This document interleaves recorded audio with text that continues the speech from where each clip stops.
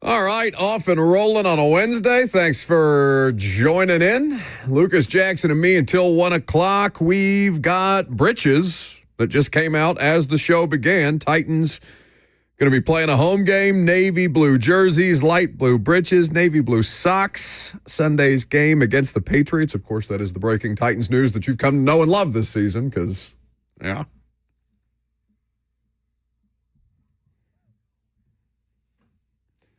You still get excited about the uniforms from time to time, although I don't love that combo. It's not my favorite. Either way, good morning. How are we? We're good. Weather is beautiful. Nothing to complain about. Beautiful Halloween weekend coming up. Spooky season is all season for the Titans, it would seem. No, did you see that there's rain in the forecast for tomorrow? Do you get trick-or-treaters? Oh, I occasionally get trick-or-treaters, but I'm in a new house where I don't think I'm going to be getting trick-or-treaters. The road is not very conducive to trick-or-treaters. Small children running in costumes down the highway or something. Too many like fast that. cars on my street for me to be getting a lot of trick-or-treaters. Either way, rain or shine, we'll do the radio show, and I think that it is okay to do a little moment of positivity. Do we have, I didn't ask for the music. I didn't prepare Jackson for the music today, but I think we could do a moment of zen this morning, because I think that there are still things. You okay over there? Yeah, I'm good. Okay. Go on. Double checking. I think there are things that this team can still accomplish in 2024. Am I going to get buried for that? Just a slight silver lining, because we had a caller call in. Now, he was overly optimistic because he thought that they were going to go 11-6 and make the playoffs at this point, which, respectfully, probably not happening. But I do think that, to dwell too long on all the things wrong, because there are plenty of things wrong, we have time to talk about that. But it's time to try and get something accomplished. So at 1-6, what can be accomplished reasonably for this football team? Well, first and foremost, do you have some, or are we just doing my list today? Go on. I'm intrigued. Okay. Is this the music? Some that I found. Okay. Yeah, you say the music, like we have a specific music for a segment like this. Bert used to torment me with that moment of positivity. He used to make me say something nice before we could do any more content in the segment. I think that was on days that you were out. But either way, this is fitting because I did yoga this morning, so I'm zen. You can still get a definitive answer on Will Levis. That can still be accomplished this season. That's what they set out to do. They've made it clear that that's their guy when he's healthy. Okay, I appreciate that. You lose nothing at 1-6 by playing him at this point. And even though I have expressed personally that I'm good with the experiment coming to a conclusion, I don't need to see him anymore to make my determination. My determination here does not matter. That's their determination that matters. And so if they want to stick with their guns and show a commitment to problem solving, I can respect that. So you can still get a definitive answer on Will Levis. That's a little bit of silver lining, no? There you go. Yeah, he was given the season, right? That was the whole premise of the season, that 2024 is for Will Levis to show us what he's got. So after a very poor start to his 2024, season's not even halfway over, by the way, if he was going to be help us. given the whole season, it would make sense for him to be given the opportunity to turn around a terrible start to the season, right? Yep. How much you believe he will be able to do that is completely up to you, but we shouldn't change our tune and say, okay, Will Levis no longer should be given the 2024 season, and using the logic of they're 1-6 and a lot of the poor start has been attributed to him, and that's why he doesn't deserve. The whole premise of the season was about the quarterback. Yep. Right? But it wasn't even about winning games. So, yeah, they would like to win games along the way. But what did we talk about as a bigger priority this year? I know. Make the playoffs or find out about your quarterback? I know. It's the second one. I know. So if you're going to give him the season, then you got to give him the chance to turn around the terrible start to the season. So it sounds like that's their plan to do it, and they'll get him more involved this week, and he's not been throwing, and they'll see if he can throw on a more consistent basis starting today, because, of course, they'll be back out on the practice field. We are not going to carry the Brian Callahan press conference, but if there are newsworthy items to pull from it, we will get those clips for you, and we will play them later today in the show. Will Levis also, if I'm not mistaken, scheduled to speak today So there will be updates on the quarterback, and I'm sure he'll be asked about his counterpart, Anthony Richardson, getting benched as the second quarterback in his draft class to get benched so far this season. Second thing that can still be accomplished. You have an offensive line that feels like it's trending in the right direction, even though right tackle is a misery, right? Like everything but right tackle. Okay. Yeah, you seems like you've got a left tackle. Yeah. Dylan Radins is playing the best football he's played in his career. Feel good about that. Feel good enough about that. Mm-hmm. I honestly, I don't know how they feel about it, but Want better from Peter Skoronski. I would like better from Peter Skoronski. I'm not like out on Peter Skoronski. I don't think he's a bum or anything like that, but 11th overall pick, I would like better. We'll see if that can happen. He's not bad. He's good enough for the time being. He's good enough. But again, 11th overall pick, you can debate whether good enough is satisfactory for a top 15 draft pick. But left tackle, biggest thing, one of the biggest things that you set out to accomplish this season. Feels like you got that. Now, I would caution and say you felt like you had your quarterback last year, and then all of a sudden you don't have your quarterback. So I think still patience required with a rookie. He has been not just good for a rookie, he's been good for a left tackle this season. So trending in the right direction doesn't mean that you have to make any definitive statements about him, but, progress there. Now, you can also continue to identify the weak spots, whether Skoronski is a weak spot, whether Radins is a weak spot, whether obviously the right tackle situation is a weak spot. I feel good about Cushenberry. If they have operational issues, it's not because of the center. I think that he's helped while they still have pre-snap penalties and things like that, and there's the odd false start or holding. That's not a product of the center. I think that the center has benefited them on the whole.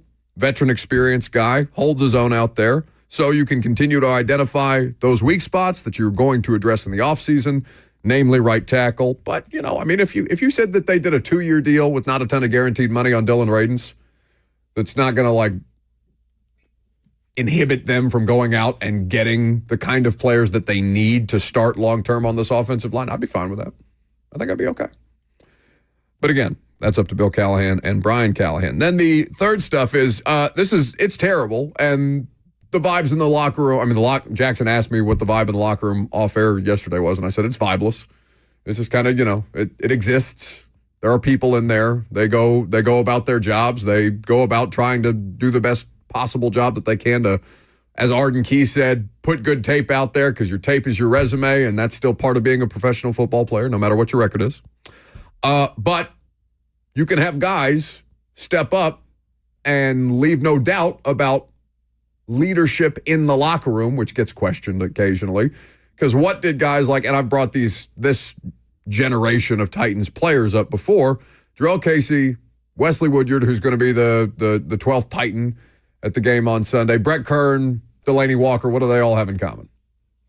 They had to survive 2-14 and 3-13. They had to go through the fire of being terrible to be able to understand how to survive it and also thrive in less than ideal circumstances and help keep guys afloat. Now, there were multiple of those dudes that were able to establish themselves and, were here for a long period of time, so they were respected, and also a lot of them at the top of their craft. I don't know how many of those dudes you have in that locker room right now, but like J.C. Latham, for example. Feel good about J.C. Latham helping, being a part of the solution, not the problem, on multiple fronts, on the field and off the field. So that can still be accomplished at 1-6. I feel like that's a pretty good list. Wow. What made you want to come in with positivity today? Oh, I'm tired of doing the sad boy stuff, even though Sad Boy Radio hat's available now, benefiting Home Street Home. I will drop the link in the live chat if you are so interested in that. But for those of you who sent us questions about the Sad Boy Radio hats, they are available, and the proceeds will go to charity. Should there be an expectation? Should we expect the Titans to beat the Patriots on Sunday? Yeah. Because so help me God, Monday morning, if they don't, we're going to come in here. I don't know it's going to be any different than the last couple of weeks that we've been doing this with the terrible games that they've produced. But if this is a dreadful game and also they lose to a dreadful team, then yeah, things are bad. But for now, things are not so bad, or at least the sting of 52-14. You've had a couple of days to wear that off a little bit. You will be indisputably the more talented team on Sunday. Yeah, right? Without a doubt. Yes. It is the league's 2 worst passing offenses statistically going head to head. Yep. Patriots is the only one worse than the Titans right now. Can't wait. So, especially if it is Jacoby Brissett and like Drake May, I don't know how much Drake May elevates their chances of winning a game. He's done some fun stuff. He's also done a lot of rookie things. Yeah, I wouldn't say that he outright elevates them yet, but he is interesting. He is interesting. Yes. More than I can say for Brisket. Yeah. You got to be able to beat the Patriots on Sunday. I would really, really hope so. If you go winless at home through, what would that be, 4 home games, 4 opportunities early on in the first half of the season to get a win, and you are 0-for, especially with the final one being against that team, then I would probably be less positive or less willing to find silver linings in the way that I am willing to try today. You're already in that tough spot of the season where a lot of Titans fans are rooting for the loss, that are rooting for the better draft pick. Yeah. But if you're Brian Callahan in that locker room, you got to show something at this point. Agreed. 615-737-1045, the number if you want to join the conversation. Adam Sparks of the Knoxville News Sentinel. Tennessee back in action this weekend against Kentucky. We'll get the latest on injuries and how that team is going to solve their first half scoring issue in the way that the Titans have a second half scoring issue. I'm Buck Rising. It's 104.5 The Zone.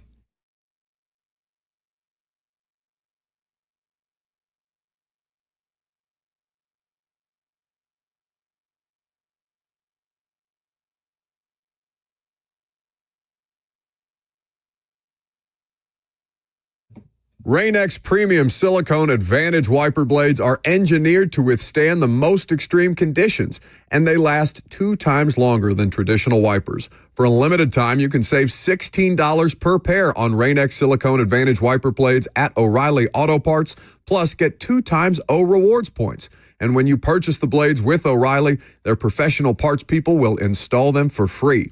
O'Reilly Auto Parts is celebrating the 25th anniversary of their famous jingle. They want you to help them celebrate. They want you to submit a cover of the jingle, a remix, or your own choreographed dance for the opportunity to win exclusive merch and prizes, including 3 $5,000 grand prize winners from O'Reilly Auto Parts. Submit your video to O'ReillyJingleContest.com now through October 31st. Terms and conditions do apply. No purchase necessary.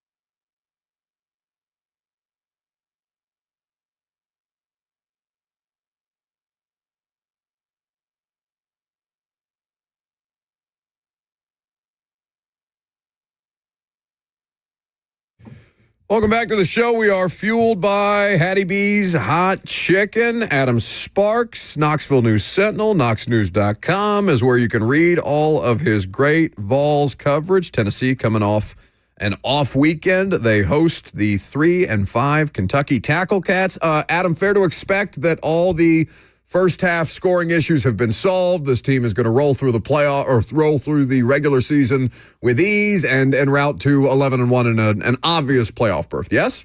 It's a multifaceted question. By the way, I like the tackle cats. I heard a new one this week, the mild cats. I don't think I've heard that one before.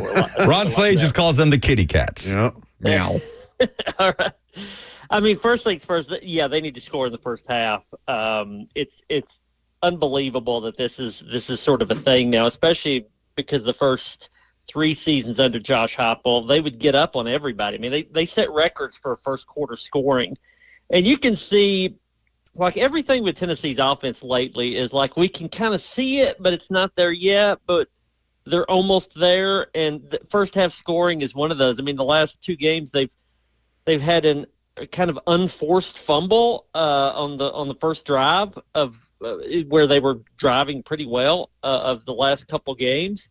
So it's there. We can see it almost there. It just hasn't happened yet. I mean, it's the same thing with Nico. We can see things opening up. I mean, for all the issues that they had with the passing game for about a 2 or 3 game stretch there, play calling was good. The protection was good this last game. The receivers were open downfield. He just didn't hit them in the first half. So I tend to think I think they're confident to the point where they can see their way out of this.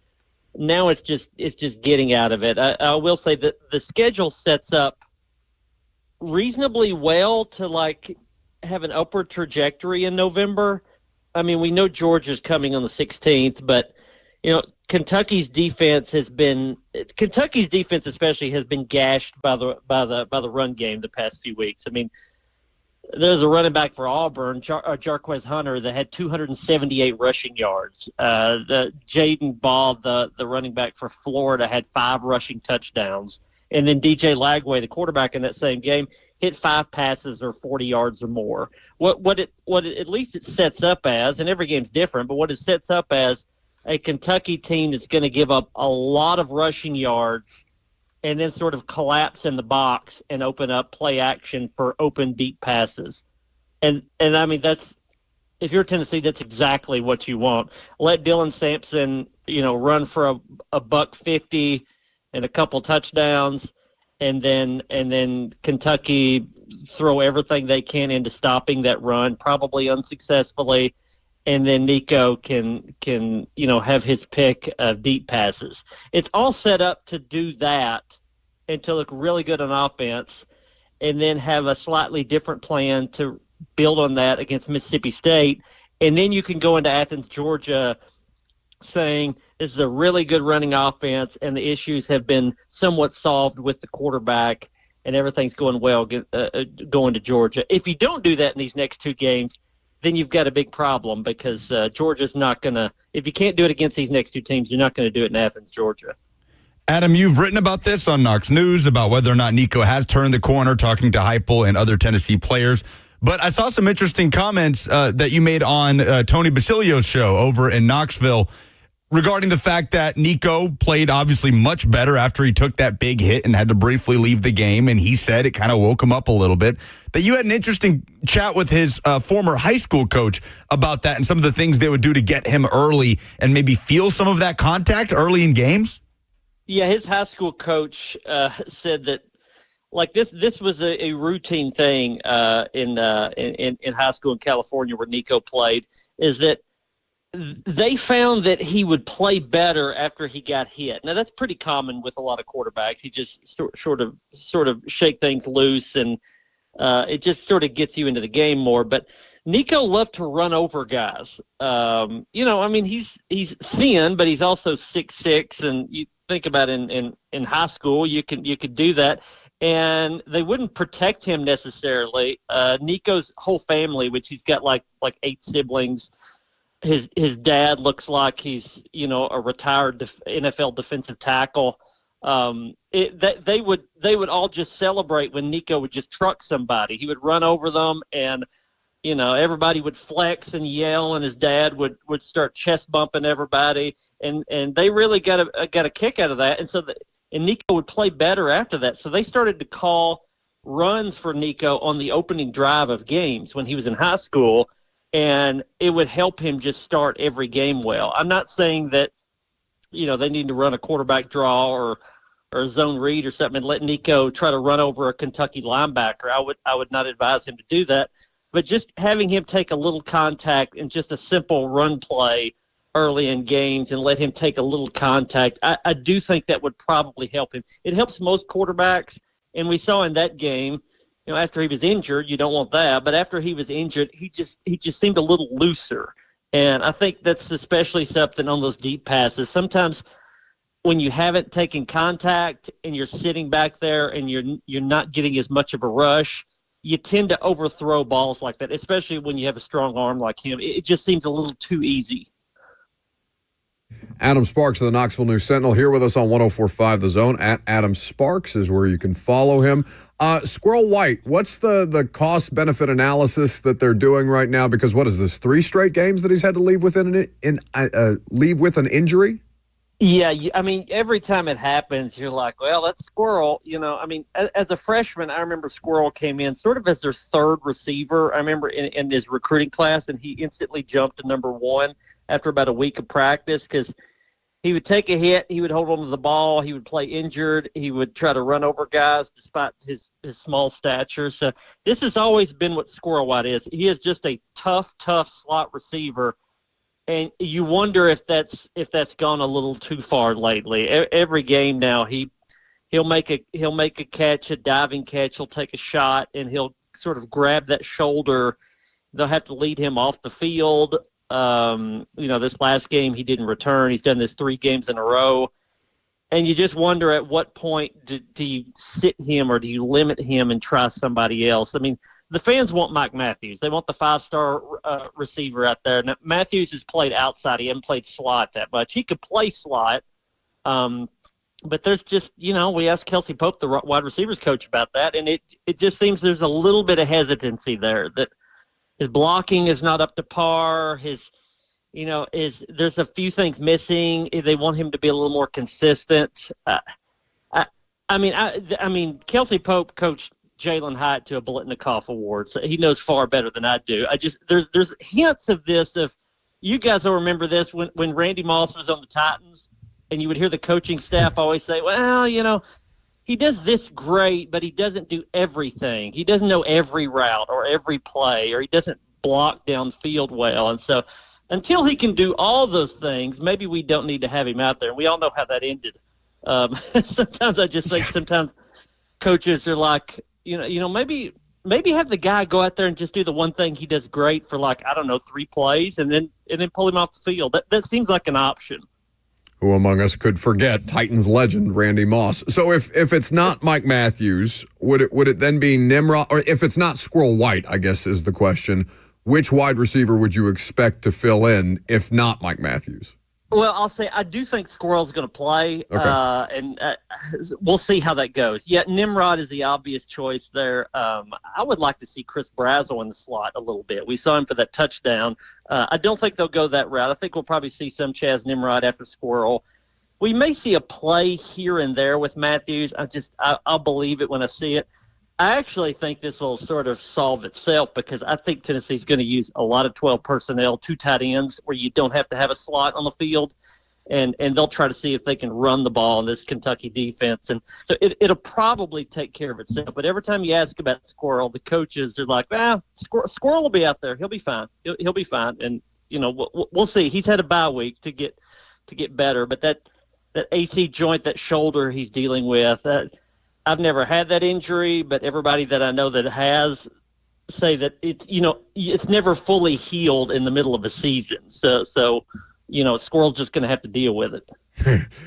Just the irony of me getting ready to go to a quarterback's press conference who is currently dealing with that in his throwing shoulder. It's just a tough scene all around. Adam Sparks, Knoxville News Sentinel, here with us on 104.5 The Zone. Don't laugh at me, Adam. It's bad times around here. Don't laugh at me. Hey, can you think about?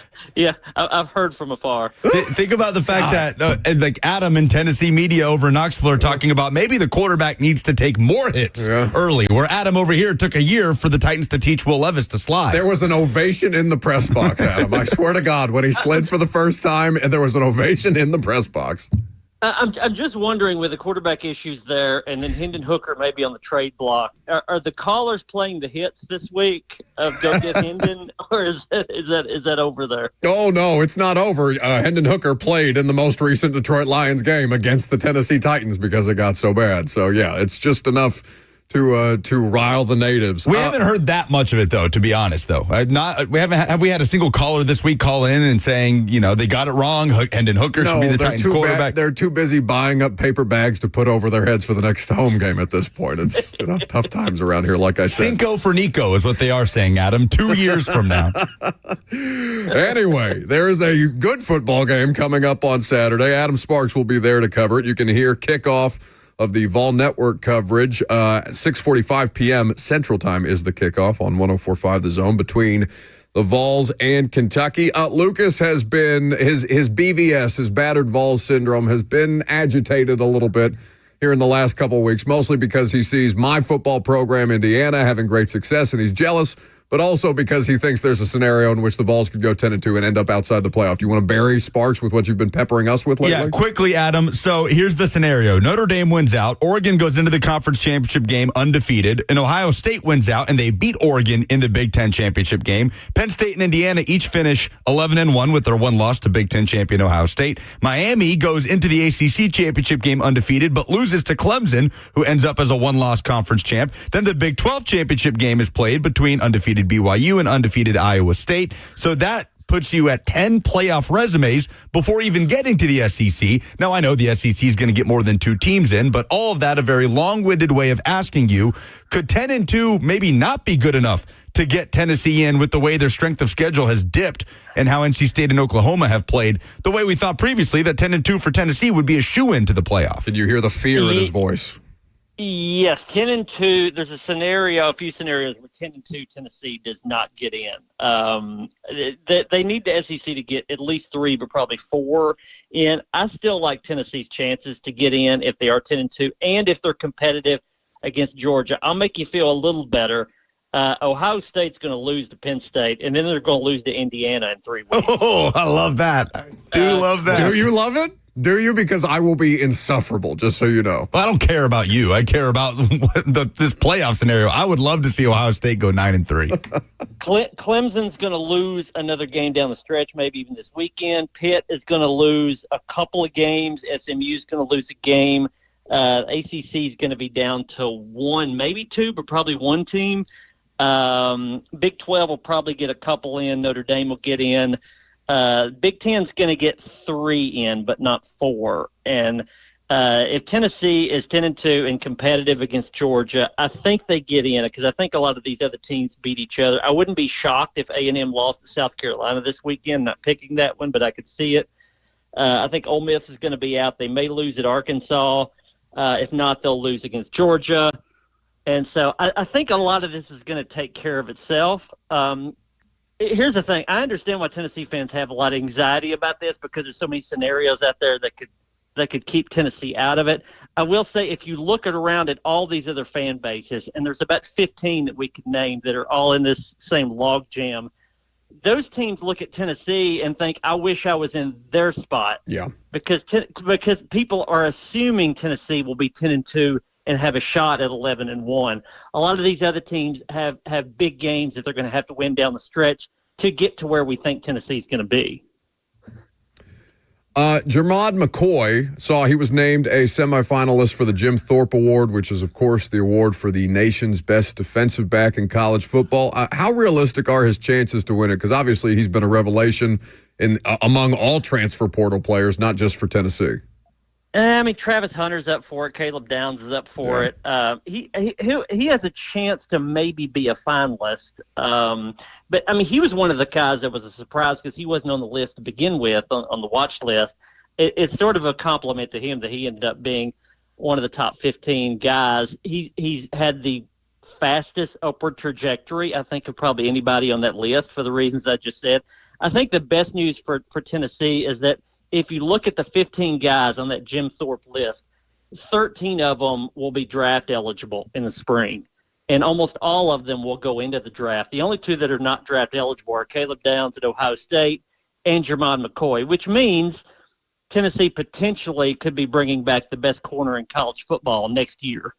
That sort of spells out how much of a transfer portal gem that Jermon McCoy is. I mean, he is the prototypical guy that sort of makes his name at one place and then bumps up in the portal to another place. I'm sure Oregon State doesn't think of it that way, but Oregon State is, well, I guess they're technically not even in a power conference now, but that's a half step below the SEC. And, he increased his value dramatically from a 3-star wide receiver who only had one power conference offer out of high school. And in 1 year, he turned himself into a very good cornerback. And, now he's going to make a lot of money in this sport because of it. I would imagine he's making pretty good money already.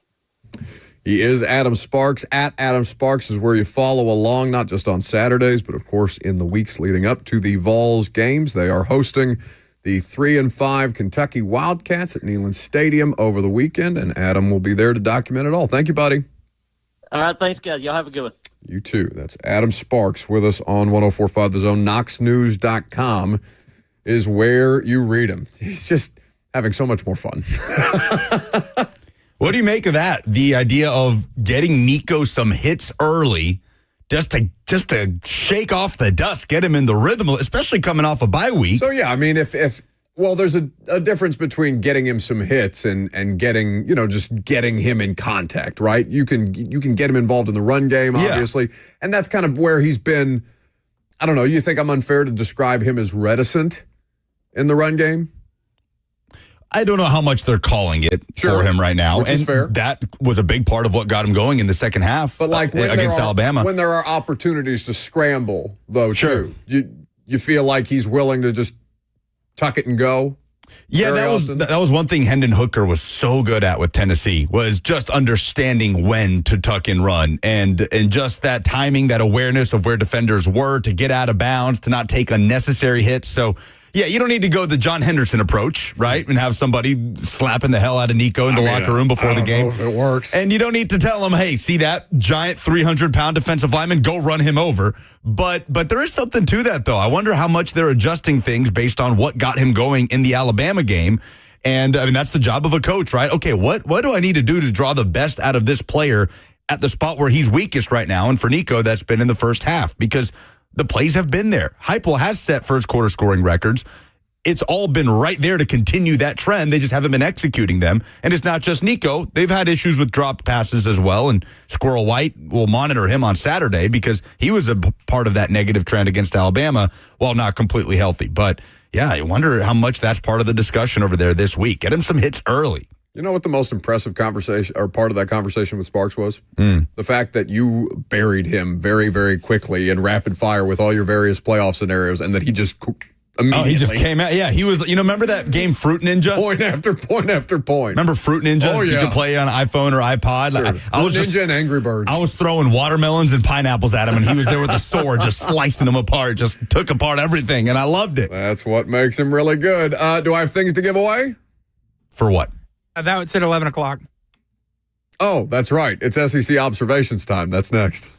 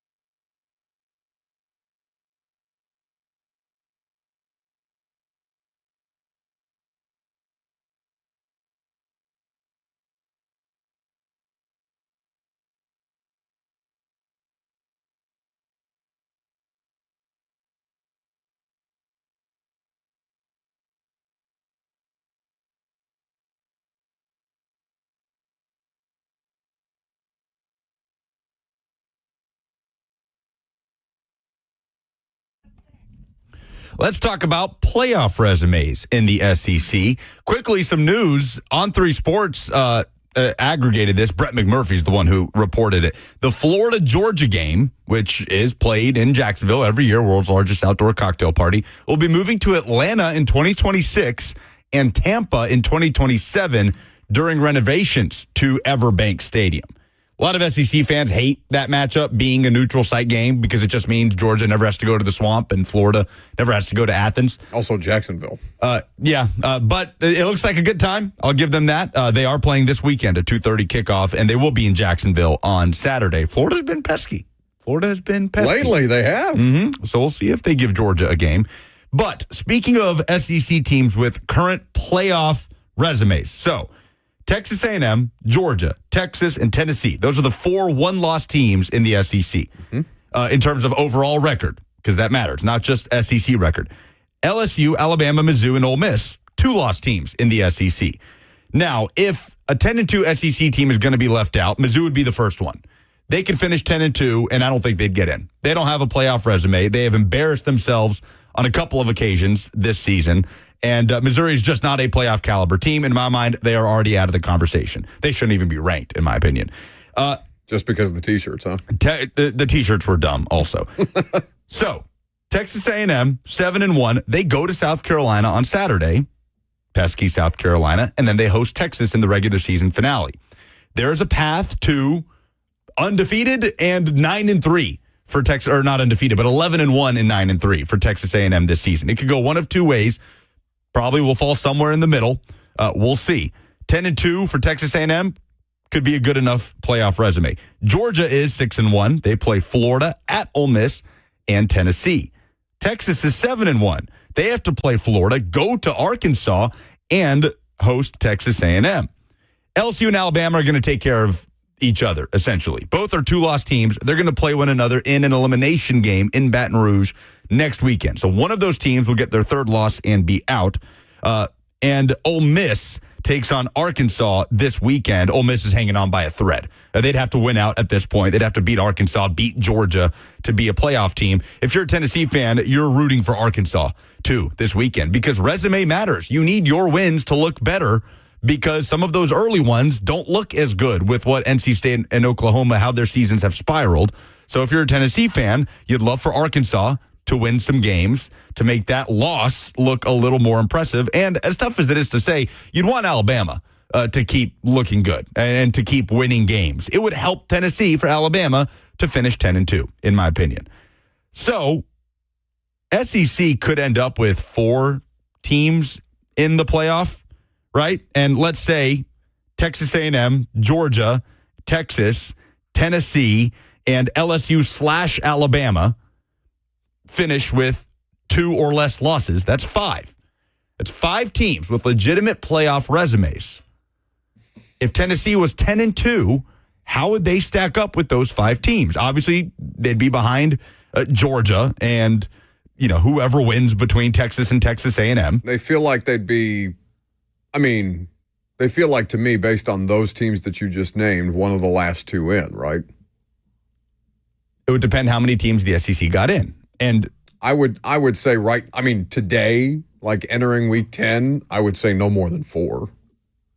If you looked at Tennessee, Texas, Georgia, and Texas A&M, if we're talking about like today, I would look at Tennessee as like one of the last 2 teams in on that.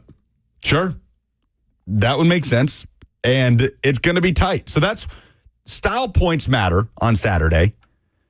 Survive in advance to me is no longer the theme of the season. Now as you kind of just want to bludgeon Kentucky, which is going to be particularly painful for you as you wear all Kentucky gear on Friday's show. I think I won that bet, but you did not. I am a man who can accept defeat. Which means you lost. This weekend, here's your rooting guide if you're a Tennessee fan. You need to take care of business against Kentucky and do it. I think Tennessee needs to cover at home on Saturday. Like, you don't need to be sneaking by with the win. What's the line right now? 15.5 last I checked. Oh, yeah. You should win by 3 scores. Dark mode uniforms, under the lights. The place is going to be rabid They're after less a week frisky off. than they were at the start of the season. Yes, without a doubt. Kentucky looks, just crippled at this point in the year. They're just limping to the finish. A great point made by Taylor in the YouTube chat. Style points requires first half points, Yes, absolutely. Yes, 100%. But this weekend, for Tennessee fans, you'd love for A&M to lose at South Carolina. You'd love for Ole Miss to lose to Arkansas, even just to knock out Ole Miss and make that Arkansas loss look a little bit better. You'd love for Georgia to lose to Florida, right? And then outside of the SEC, Ohio State plays Penn State this weekend. If Penn State can knock off Ohio State, then the Buckeyes suddenly are on the ropes with 2 losses. And Penn State will stay undefeated, but Penn State's probably going to win out outside of that Ohio State game regardless. So 11-1 Penn State with the 1 loss to Ohio State probably gets them in. So might as well have Penn State beat Ohio State and get the Buckeyes closer to being eliminated, which would be insane if Ohio State didn't even make the 12-team playoff. They stand no chance against Indiana here in a couple of weeks. So those are kind of the headliners in terms of who you would love to step up around the weekend if you're putting together your CFP rooting guide for Tennessee. But yeah, the point of it is 10-2 felt like a shoo-in before. Adam Sparks showed some confidence that probably would still be good enough. Of all the teams in that spot, Tennessee feels like they're in one of the best, if not the best positions to be able to get in. Sure, like Tennessee would get in over Mizzou. They've put themselves in a good enough spot. Yeah, Tennessee would get in over Ole Miss. Ole Miss doesn't have any grand resume building wins unless they, knock off Georgia. Again, Ole Miss would have to win out. So, in Tennessee, you would think would get in over a 2-loss Alabama team who they beat in the head-to-head. A 2-loss LSU team. Now, that would be interesting, stacked up against Tennessee. So, again, you probably want Alabama to beat LSU. So, it's going to be an interesting finish in the SEC, and that's not even getting into the chaos that is the SEC championship game race. Who's going to be in the championship game? No more divisions. We're just taking the top 2 teams. We could very easily end up with the top 2 teams in the SEC that have the same conference record that do not have a head-to-head. So then you get into all the tiebreakers, which factors in strength of schedule and all sorts of things that could lead to chaos in the last week of the regular season. You don't get too ahead of yourself. I can see the steam coming out of your ears already. Well, I'm not even talking about in the context of Tennessee, just in general. I mean, it could be Texas and, I guess if it was Texas and Georgia at the top, it could be Texas in Atlanta and then Georgia and Texas A&M have the same conference record. Who gets in? Because they don't play each other. And that's where you start to get into tiebreakers, and there could be a lot of chaos there, which could be fun. But yes, there's your rooting guide for Saturday. Vols have got to show up and show out against Kentucky because 11-1 now feels like the only surefire way to get you into the 12-team field. Do I have things to give away? Yes, dumbest thing in sports, 2 tickets to Jelly Roll in November. 615-737-1045, the number. Give us the dumbest thing in sports this week. Coming up next, and we'll send you to Jelly Roll. I'm Buck Risings, 1045 The Zone.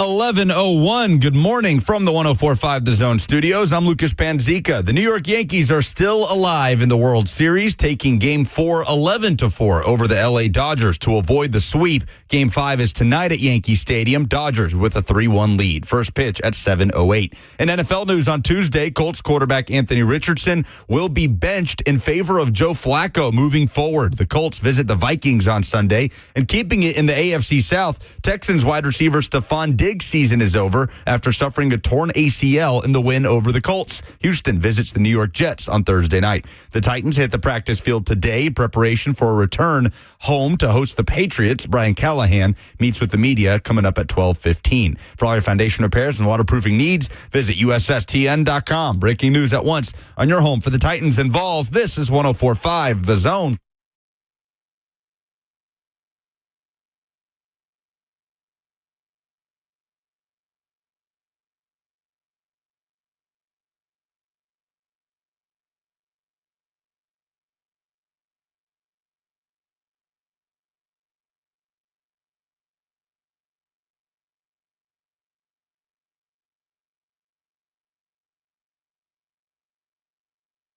It sure is, and if you give us the dumbest thing in sports this week, we'll send you to Jelly Roll's concert at Bridgestone Arena next month or here in just a couple of days. 615-737-1045 is the number. Give us the dumbest thing in sports this week. I'll start. We have a Game 5 in the World Series. The Yankees survive last night, 11-4 over the Dodgers. Dodgers still have the 3-1 series lead, and no team has ever overcome a 3-0 hole. So still a big uphill climb for the Yankees, but they survive another day.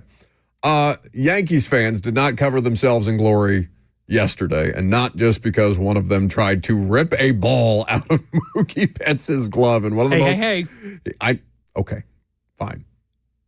This is a different thing, though. Jackson's like, you're going to take mine. Did you watch the pregame? Because we still haven't talked about this Fat Joe thing, Fat Joe Ice Cube thing from Game 3, where apparently MLB decided they were going to have an East Coast, West Coast rap battle and didn't tell anybody beforehand. It's just a very awkward thing. Anyway, I missed this. But they are doing a segment of the pregame show during the Stand Up to Cancer moment of silence. I don't know if you're familiar with Freddie Freeman's story. Oh, yeah. For those of you who aren't, he was honoring his mother, who he lost to cancer at the age of 10.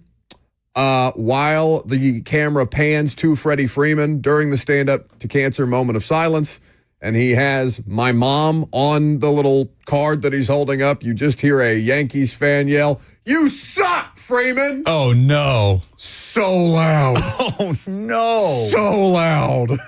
I mean, during a moment of silence? Correct. So everybody hears it. The camera picks it up. I'm not laughing. I slunk out of, down off the couch. I was like, oh, that's so awful. Awful. That's my dumbest thing in sports this week. Shame on you, Yankee fans. He doesn't suck. He has a record. Excellent. He's the Yankee killer. 6 straight World Series games with a home run. Yes. He's a postseason god right now. I know they lost last night, but still, not because of him. My dumbest thing in sports this week is Danny Cannell. Many of you know Danny Cannell, college football analyst, former Florida State quarterback, his hatred for the SEC. It's very fun to hear his debates whenever he joins the 3HL crew right here on The Zone. But he tweeted at 10:53 p.m. Saturday as Texas A&M was putting the finishing touches on a multi-score win over LSU at home. Danny Cannell tweeted, "LSU eliminated." Very much not a factual statement. Very much not a factual statement, Danny Cannell. Got to turn your mic on to talk. I saw Pate jumped on him pretty quickly. Oh, did he? Yeah. Yes, I'm glad he did, because you could have said, I think LSU is going to lose to Alabama and be eliminated. Okay, that would have been a perfectly reasonable thing to say after LSU loses to Texas A&M. But to say LSU eliminated after they pick up their second loss, where they could very feasibly win out, beat Alabama in a game that could be a toss-up next weekend, and finish 10-2 and get in, is a ridiculous statement. Danny Cannell, the dumbest thing in sports this week. It's pretty good. So you previewed mine a little bit. I'm going with the Yankees fans who ripped the ball out of Mookie Betts' hand, not even a half inning into the game. They were ejected. Do you know how expensive front row World Series tickets are in New York? Yeah. To be ejected and banned from all future Major League Baseball events? Oh, he's banned from all future Major League Baseball events? Yes. You know what also I didn't love? And this is secondhand broadcasting, and I've never done play-by-play or color commentary, so easy for me to throw stones from a glass house. But I felt like that was such a missed opportunity by the broadcast crew. They just kind of like acknowledged that it happened and then moved on and were very bothered and annoyed by the fact that it happened. Like, I felt like you could have done so much more with that moment alone, but, secondhand. To grab Mookie's hand like that. To grab his hand rip and it his out. arm and try to just tug at pry it. No, that was the glove come open. on. That's an easy ban. That's the easiest ban they've ever assessed. That dude looked like a total goon. Tried to take the baseball out of his hand. If I had to come up with a stereotypical New York baseball fan, that would be the guy. 615-737-1045 for the opportunity to win some Jelly Roll tickets. What's the dumbest thing in sports this week? Let's go. Let's start with Casey. How we doing? Good. Good. Hey, well, now that we hit 3 out of 4 for Yankees fans being the dumbest thing in sports this week, it seems to be the trends. But the guy's poop-eating grin on his face as he's trying to rip out the ball from Mookie was absolutely hilarious. Goober. So it has to be that. But number 2 is Anthony Richardson tapping out at 25 years old. I mean, what the hell? What is happening to a 25-year-old quarterback? That's Ed. He's not 25. He's like 22. No, he's not even 20. Oh, he is 22. He is 22 now. Remember to stay on hold, by the way, for the opportunity to win the tickets.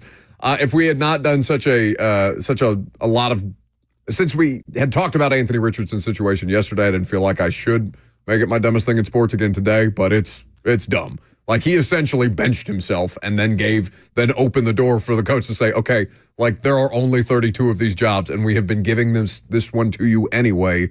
You're wild for pulling yourself out of a game. Well, you wonder and how now much- today, Shane Steichen is saying, no, it's not just for this upcoming game for the Colts. Joe Flacco is the starting quarterback moving forward. You wonder how much that was just the last straw for them, though. No, 100% right? last Like, straw. that had to have been a discussion in that building for a few weeks now. Oh, sure. Just say you James. cramped up. Literally say anything but I was tired. James is next. Hey, I'm here. Okay. Hey, yeah, it has to be Anthony Richardson, man, tapping himself out of that game. That's just unreal. Unreal. And I guess the second thing would be that 2-point attempt in that Giants game.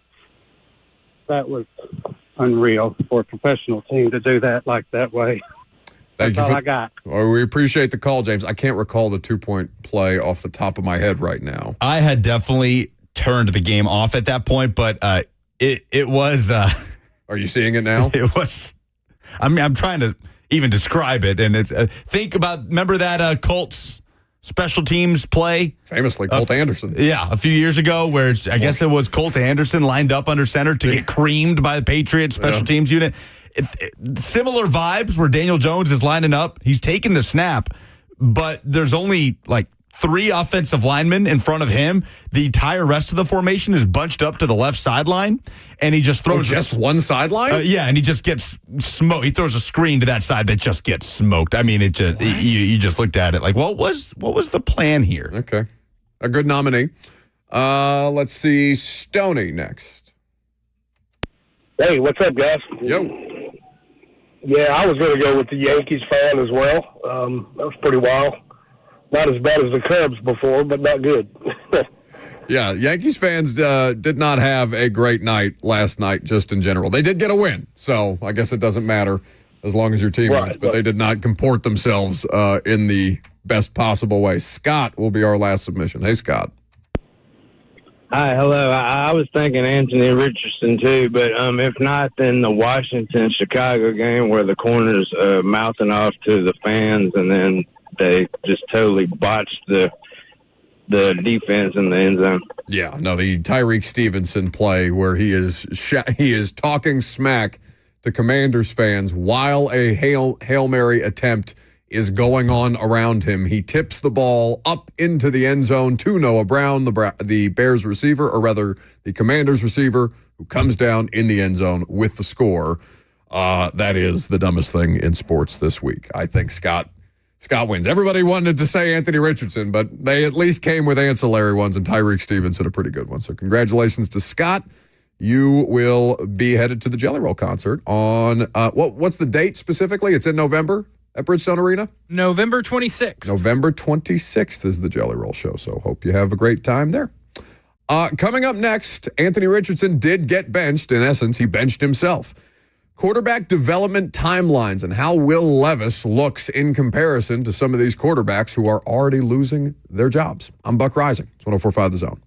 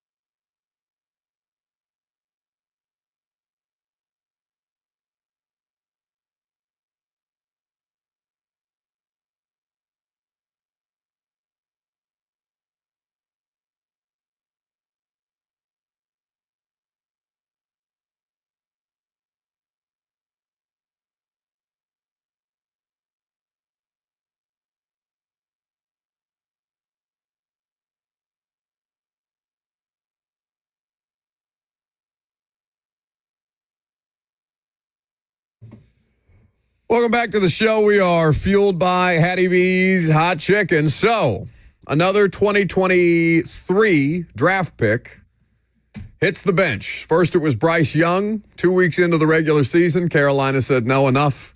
We're not competitive with this player. We need to make changes. I don't know if they thought that they had aspirations of winning the NFC South, but whatever. It was week 2. Dave Canales, first-year head coach, makes about as big a boy decision as you can make in that spot and says, no, we're going to sit the number 1 overall pick down 2 games into his second season, and we're going to ride it out with the Red Rifle. Andy Dalton, come on down. Now, they are not an appreciably better team, but they are worse with Bryce Young in the lineup, and I think you saw flashes of that again on Sunday when he played against the Denver Broncos this weekend. I wonder if they stick with him. Bryce Young? Yeah. Well, no. The only reason Dalton didn't play. No, I know he was hurt, but it's not like it was good in that Raider game, but then they've kind of just gone back to being the Panthers. Yeah, I know. But why would you play Bryce Young other than to try and move him at the end of the year maybe? But if he's going to hurt his own trade value by throwing him out there, I have no idea who would trade for Bryce Young at this point. He was slightly better. Like the opening drive, we've seen a lot of Anthony Richardson type of stat lines with Bryce Young early in his career, right? Like the 2 of 15 at halftime with Richardson on Sunday. We've seen a lot of that with Bryce Young. Against the Broncos, he goes 24 of 37, 224, 2 touchdowns, and 2 interceptions, and marched them right down the field on the opening drive with the touchdown to Leggett. So if there was any idea of this from the coaching staff thinking there was progress there, then maybe they stick with him. Either way, Bryce Young gets benched first. Anthony Richardson takes a few more weeks, but now he is also on the bench. Joe Flacco is the Colts quarterback moving forward. At 4-4, they think they still have a chance to, if not, win the division, to get a wild card. But, the Houston Texans look as vulnerable as they've ever looked right now, right? Stroud has had, I wouldn't say struggles. He's had some games where he just looks unbelievably good, but it's been a lot tougher for him this year. And without Nico Collins and now without Stephon Diggs, it's probably not going to get any easier. So they're making a push. They are in second place in the AFC South. Anthony Richardson sits.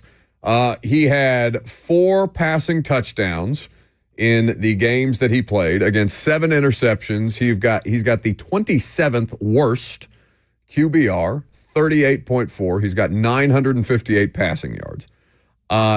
He completed last week.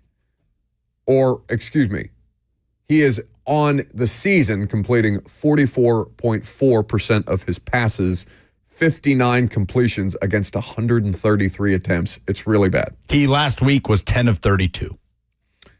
He's the second. So C.J. Stroud is obviously the best quarterback to come out of the 2023 class to date. Will Levis is currently second best, even despite all of his struggles, if for no other reason than the other two have been, is it fair to describe them as nightmarish between Young and Richardson? Is that too far? Because I know that Levis has had nightmarish moments, but there has been some level of competency mixed in between. Yeah.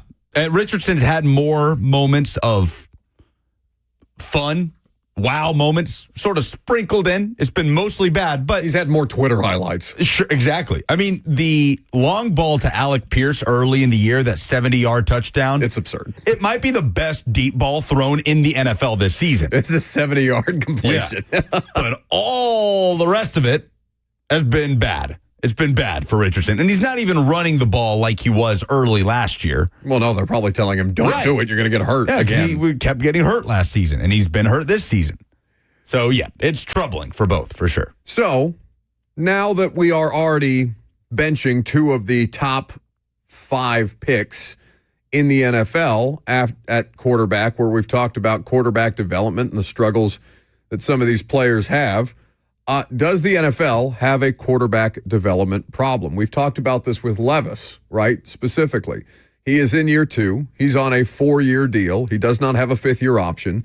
You must make a determination on him in year 2 if you're going to be viable or not with him moving forward. So far, the determination is that you are not viable with him moving forward, but he is getting more patience than Richardson is in Indianapolis, because Indianapolis still has the opportunity to compete for a postseason spot, and Tennessee is 1-6, and they can just house money their way through the rest of the Will Levis tenure, however long it lasts. If it's this year, if it's into next year's training camp with a competition, whether that be with a rookie or a veteran player that they go out and give a couple of years to on the open market. Remember, Mason Rudolph is on a 1-year deal, so they will have finances available to pay a veteran quarterback if they want to. But we've talked about the lack of patience, not just with quarterbacks, but with coaches, right? Because there are players who come into the league and produce right away. Jaden Daniels is obviously an extreme example of that. C.J. Stroud is an extreme example of that.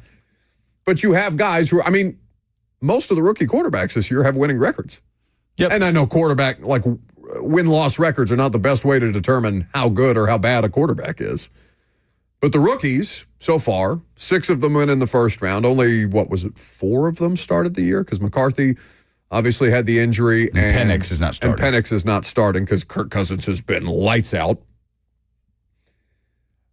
I'm seeing guys come in and be able to produce in the league. Caleb Williams has pulled himself out of the early season struggles. And the Bears coaching staff has also made life easier on Caleb Williams. They've problem solved around the number 1 overall pick. So I almost feel like, maybe quarterback development has changed in the last couple of years. Certainly patience on quarterback development has changed. But we are seeing enough players at the quarterback position come in and have immediate impacts that I don't necessarily want to say, even while I do think quarterbacks are rushed, I don't think that the NFL has an outright quarterback development problem. I just think they're less willing to develop quarterbacks, and that seems like an active choice to me.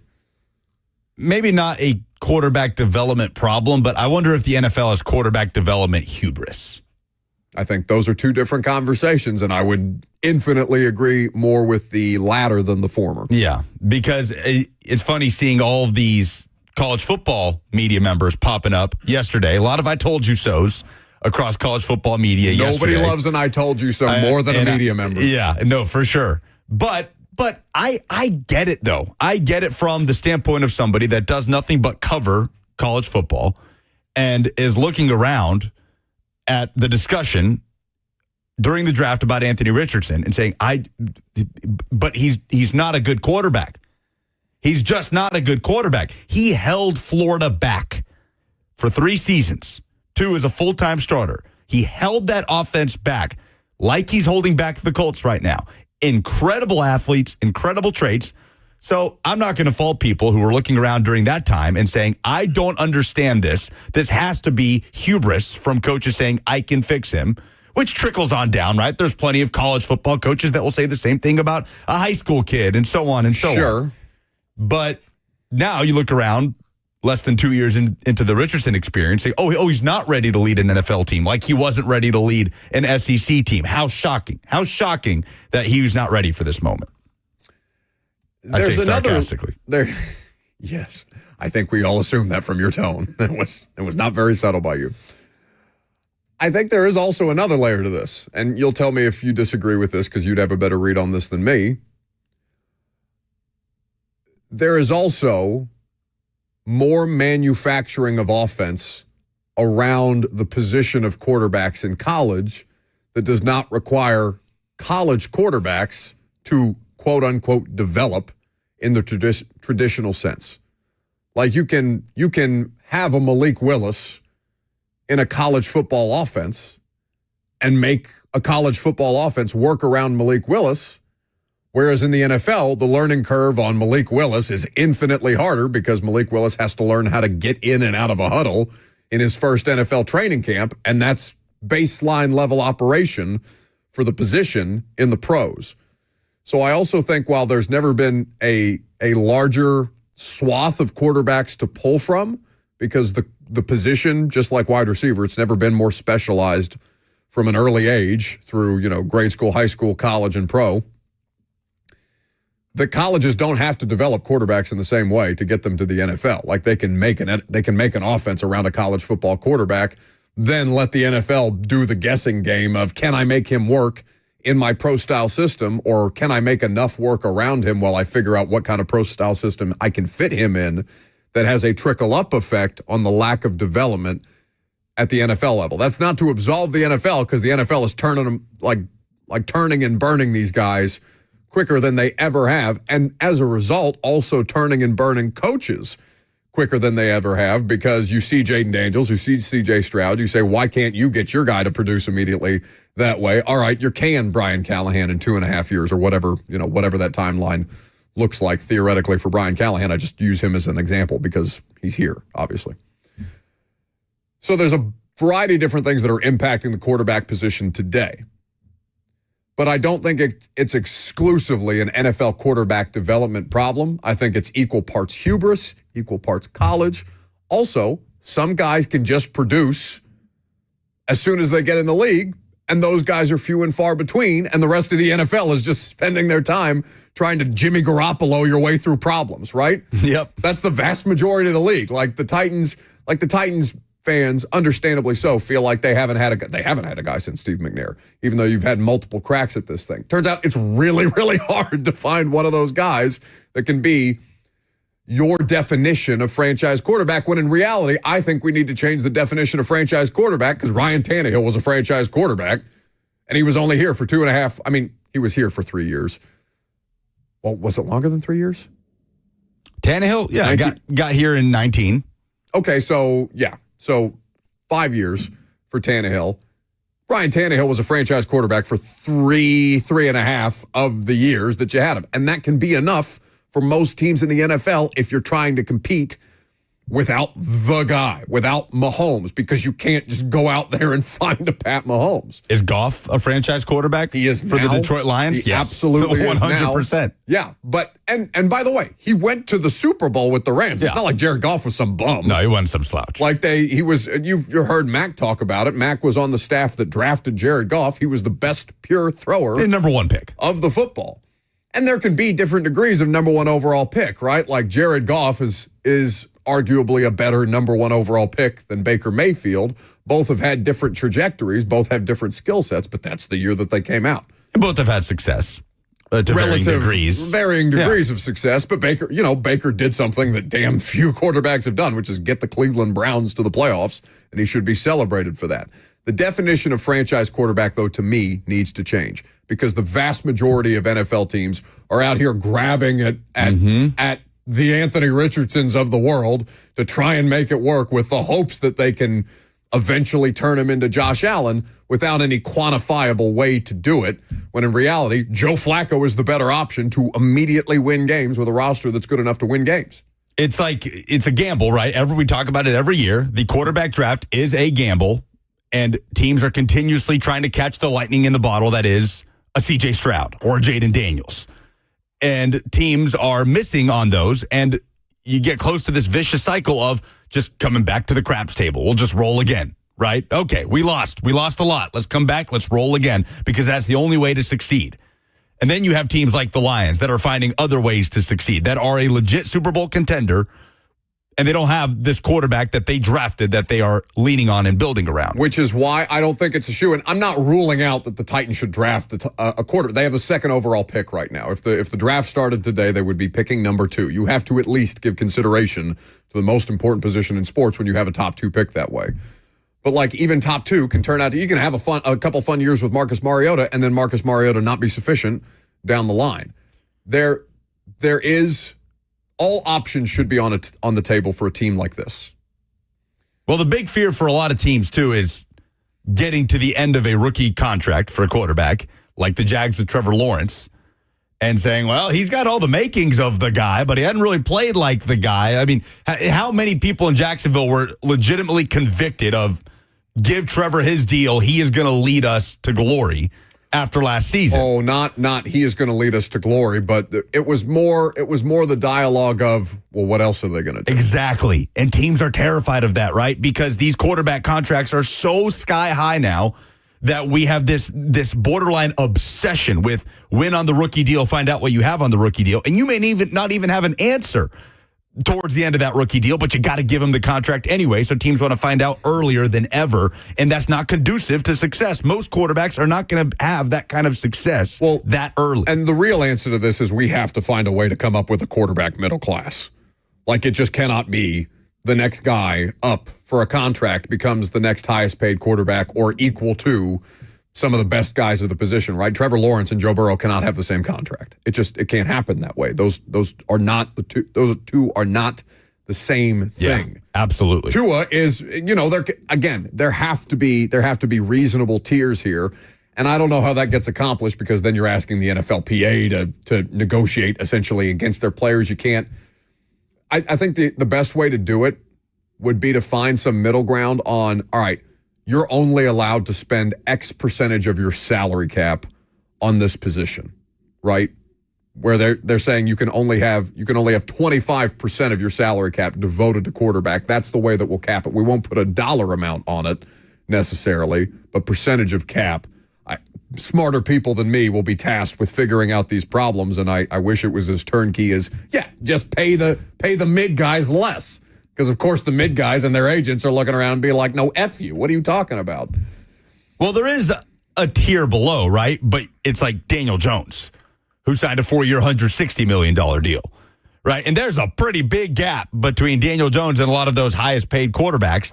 But there's probably some QBs that are in that top 5, top 8 highest paid that probably belong more in that Daniel Jones financial frame than they do Joe Burrow and Lamar Jackson sort of category. But we get to this line of thinking that, well, what else are you going to do? He's your quarterback. The market is the market. You got to pay your quarterback. And I get it, but I also don't. Because if a quarterback is not at that level, Trevor Lawrence is not at the level of a Joe Burrow or a Lamar Jackson, but he got a Joe Burrow and Lamar Jackson type of deal. Because you got to do it. The market is the market. He's your number one pick, and your hands are tied. So I just wonder if there's a way out of this at any point. I don't know what the solution is. No, never. We'll be stuck in quarterback hell forever, and they'll all make $60 million a year. Ha, ha, ha. Joke's on us. And Richardson is an extreme example because he had such little experience. I'm not mad at the Colts for doing it. And such crazy traits. No, I think any team should have taken the chance on Anthony Richardson. I really do believe that, because it's different than the Will Levis conversation for exactly that reason that you just laid out. He is literally the most athletic quarterback on record. You have to at least try. And by the way, they haven't given up on him. Now, I know they're saying, enough for the season, like we're trying to win football games, and this guy isn't getting it done. But he is under team control longer than Will Levis, who is a second-round pick. So they can bench Anthony Richardson after, by the way, being guns blazing with Anthony Richardson. It's a complete reversal of what they set out to do with him this year, which is just get him experience, get him play time.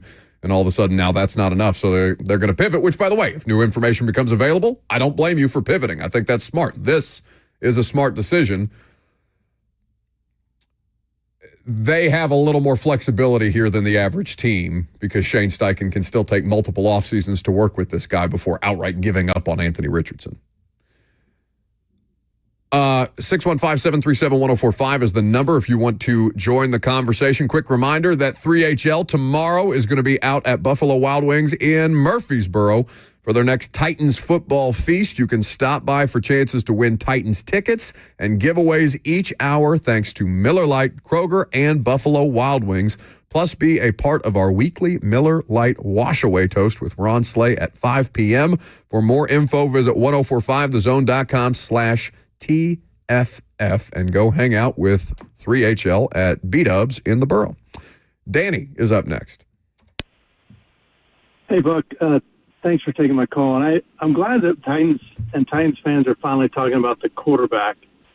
I feel like we're the last franchise to figure out that that's what it's all about.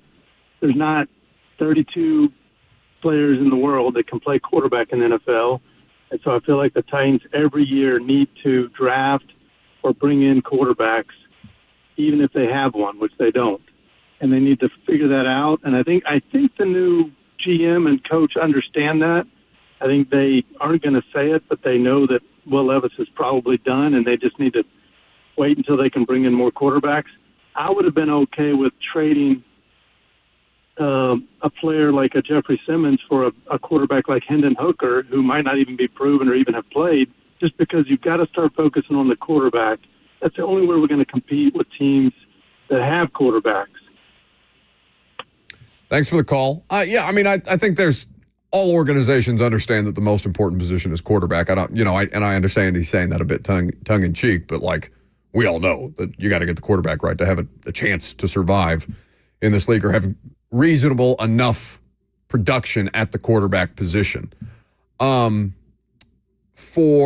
the part about trying to draft one every year.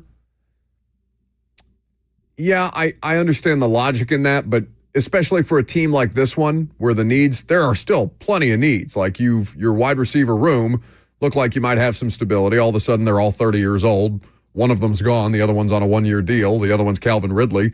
And Traylon Burks is probably not long for this particular roster. So you got needs at wide receiver.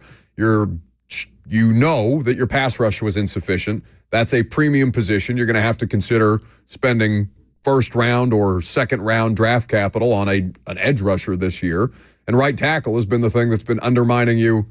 I don't want to say arguably the most because the quarterback situation has been plenty undermining, but right tackle hasn't helped the solution whatsoever. So it's not as simple as you want to make it. If it was, we wouldn't have spent 100 years in the NFL trying to figure out how the hell to evaluate quarterbacks efficiently. We roasted the Falcons for taking Penix and not finding a different position of need. I believe you came on here and said that was the dumbest decision by a franchise in NFL history. That was you who was peppering us on draft night with your analysis because you were stunned that a team with an aging quarterback coming off an Achilles would dare take another quarterback. Well, it was more about a team with a $180 million quarterback that had a big need on defense taking a young quarterback. But get it right. But now I have totally done a 180 on that because good for Atlanta for taking a young guy and actually trying to develop him while going out and getting a quarterback that they know is good and currently has them at the top of the NFC South. They did end up addressing the pass rush later on. So my apologies to everybody down there in Atlanta. I was dead wrong, Buck was too, about you in the draft. No, not Buck was too. You seem to be the only team approaching it the right way because as we've brought up on this show, who's the one franchise that over the last 2 decades has seemed to get the quarterback position right every time? The Green Bay Packers. Yeah. Yes. And what have their quarterbacks all had in common? They sat. Now, Favre had less time than Rodgers and Love to sit and learn and develop. And Favre famously was not helpful to Aaron Rodgers while he sat at all. Yeah, and he wasn't drafted by the Packers, so that is worth noting. But there is something to that.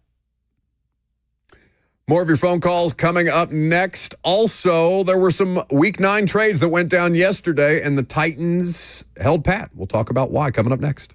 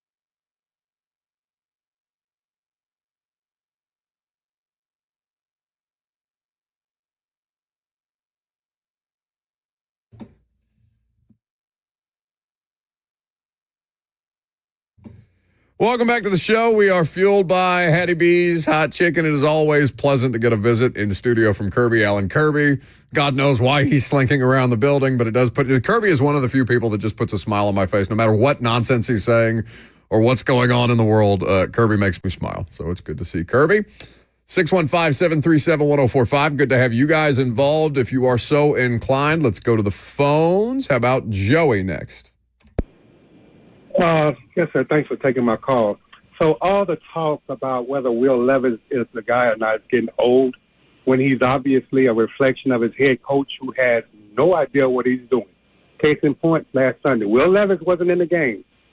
Tony Pollard is unarguably your best player on offense.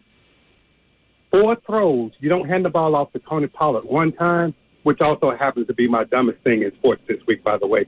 So, no, give it to Callahan, not Will Levis. Thanks for taking my call. I'll shut up, hang up, and listen. Thank you for the call. Yeah, we've talked about, there is criticism to be distributed to the coaching staff. There is no question that they have been not up to the task. Like, simply put, to date, through 6 weeks, or I guess 8 weeks, 1-6, they have not been up to the task of what it was that they were hired to do. Now, I'll disagree with you to simply say it hasn't been enough time to make a determination on the coach, but the evaluation now becomes as much to me, I can't speak for the organization or the fan base, but like to me, it's as much about Callahan and company as it is about Will Levis now because, and I've obviously made my own personal determination on Will Levis. I've said this before. I think that they can ride out the season with him. They should try and get whatever draft capital for him they can in the offseason, a la Ritter, Pickett, and Sam Howell this past offseason and try and reset the board at quarterback the way that Pittsburgh did, right? Whether you're plugging in a couple of vets at the position and seeing what you can make out of it or going with at this point, top 2 draft pick. But yeah, Callahan deserves criticism because it has been poor. It's just been poor across the board, no matter how good the defense looks and Denard Wilson doing his job, whatever. Like it all falls under the onus of the head coach, and the product is 1-6. Now, I think he can get better because I don't think this guy's dumb. I think that he's a totally competent individual at what it is that's been his lane. Now his lane is much broader, and he has to do a million other things that all fall under the responsibility of the head coach. The goal line situation was infuriating, like objectively infuriating, whether you're objective media, whether you're a fan, whether you're just a football fan looking at a team stalling out in the red zone and being like, I don't care what matchups you thought you had, run the football from the 1 with 4 opportunities and a timeout to do so. We asked Callahan about it in the postgame. He told us, well, if we'd have gotten it, nobody would have been second-guessing the call, wouldn't second-guess it, like the matchups that we had. It's the same thing that he said about the 4th and 2 from their own 44 in Buffalo. And I would say even then, that 2 wrongs don't make a right. Like, just because you thought you had the advantage there, sometimes logic should dictate the approach as much as whatever your advantageous matchups or whatever the analytics are saying, because I know that those aren't an inconsequential part of their evaluation process, doesn't mean that they should punt on the whole thing just because it's 1-6 so far. And look, that sequence, I guess it would have changed the conversation going into halftime because you'd be down 14 and about to get the ball back, but would it have changed the outcome of the game? Right? Like the game didn't come down, and I was frustrated by it too. I thought you needed to run the ball at least once there, but no, when it's bad, you hyper-scrutinize all things. Sure. And we're trying to find different sample sizes to evaluate the coaching staff, and that is one of them. But it would not have had a big impact on the game. Yeah, as Duck Falling says correctly, 52-21, and these guys would have been happy. Instead, it's 52-14, and the sky is falling. It's a fair point. James Boyd of The Athletic, who covers the Colts, just tweeted a quote from Anthony Richardson, who said Shane Steichen did not necessarily explain why he won't be starting anymore. To Anthony Richardson? Yes, that was the tweet reads, Colts quarterback Anthony Richardson says head coach Shane Steichen didn't necessarily explain why he won't be starting anymore. Well, yeah, I think it should be self-explanatory. Yeah, he's like if you're Anthony Richardson, He has said Joe Flacco gives us a better chance to win. And he has said that. He has also commented on the fact that he cannot pull himself out of a game when healthy just because he's tired. But he said that's not the reason he's been benched for Flacco, and I believe him. The reason is Joe Flacco's a better quarterback right now. Sure, but it can be taken in, like, it can be the tipping point to say, all right, enough. Like, enough of this. So it does have some consideration, even if it was not the determining factor. It can be the tipping point without being the determining factor. And Anthony Richardson, again, he's a young player. He's an inexperienced player. He's a young person, so I'm not going to kill him at 22 years old because he can't read the room. But also, this is a good opportunity to read the room and understand why you got benched. Jason is next. What's going on, Buck? How you doing, bud? Yo. So I'm kind of in the opinion of, like, let's just burn down and start over. I know we're 6 games in to the Brian Callahan era, but everybody last year, the hot name was Ben Johnson, offensive coordinator from Detroit. Ben Johnson. He turned down the Redskins the Commanders while they were mid-flight and all of that. But would you rather have Brian Callahan knowing what you know now, or give a shot to Ben Johnson knowing what you just saw last Sunday in Ford Field and what we have seen and what we're going to see from the Lions in the future? I'll hang up and let you go. Good job. Thanks for the call, Jason. And the question is an interesting one, but here's the determining factor for me. I would not, because I have no idea what kind of head coach Ben Johnson would be. I know Ben Johnson to be an excellent offensive coordinator. I knew Brian Callahan to be a good offensive coordinator.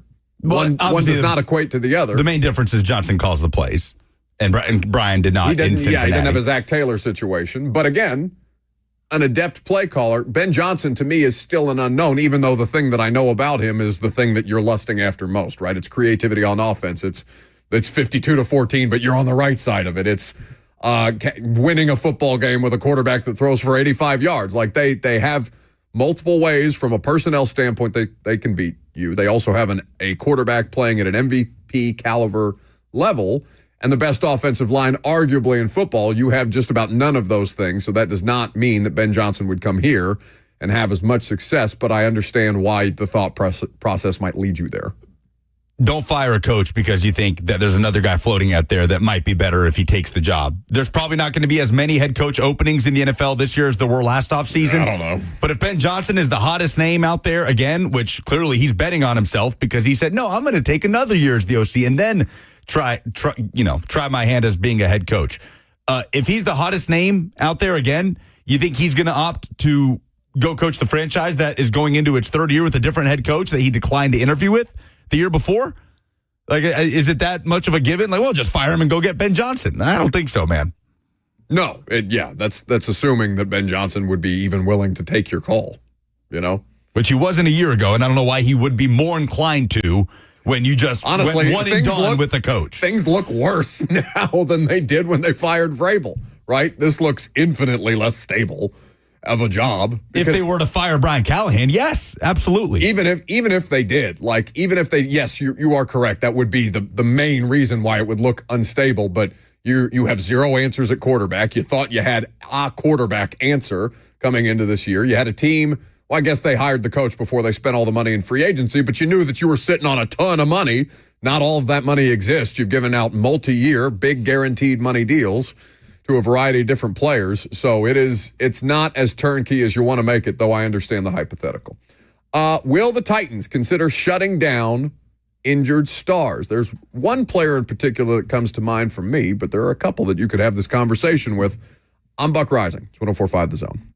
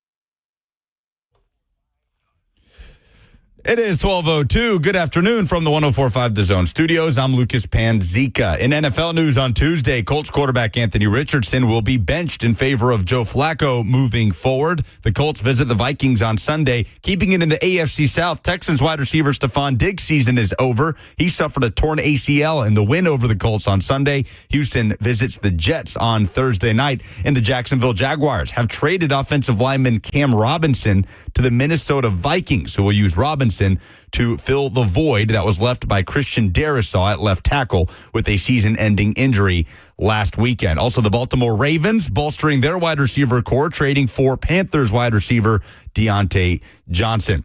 The Titans hit the practice field today in preparation for a return to Nissan Stadium to host the Patriots. Brian Callahan meets with the media coming up at 12:15. World Series continuing tonight. The Yankees still alive, avoiding a sweep yesterday with an 11-4 win over the Dodgers. Game 5 tonight with a 7:08 first pitch at Yankee Stadium. And in NHL news, Oilers star Connor McDavid reportedly will miss 2 to 3 weeks with an injury. The Nashville Predators hosting the Edmonton Oilers tomorrow night at Bridgestone Arena. For all your foundation repairs and waterproofing needs, visit USSTN.com. Breaking news at once on your home for the Titans and Vols. This is 104.5 The Zone.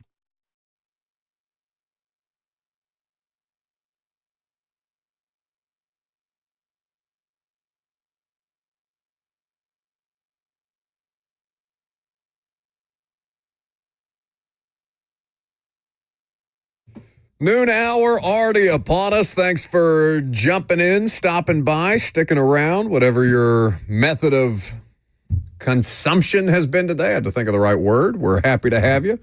Having to think of the right words and not being able to articulate them does not lend itself well to a radio show, but that sticks with a theme around here. We're happy to be able to guide you through the next 56 minutes and change. Brian Callahan will speak in about 10 to 20 minutes. If there's anything notable, we'll bring you the audio of that.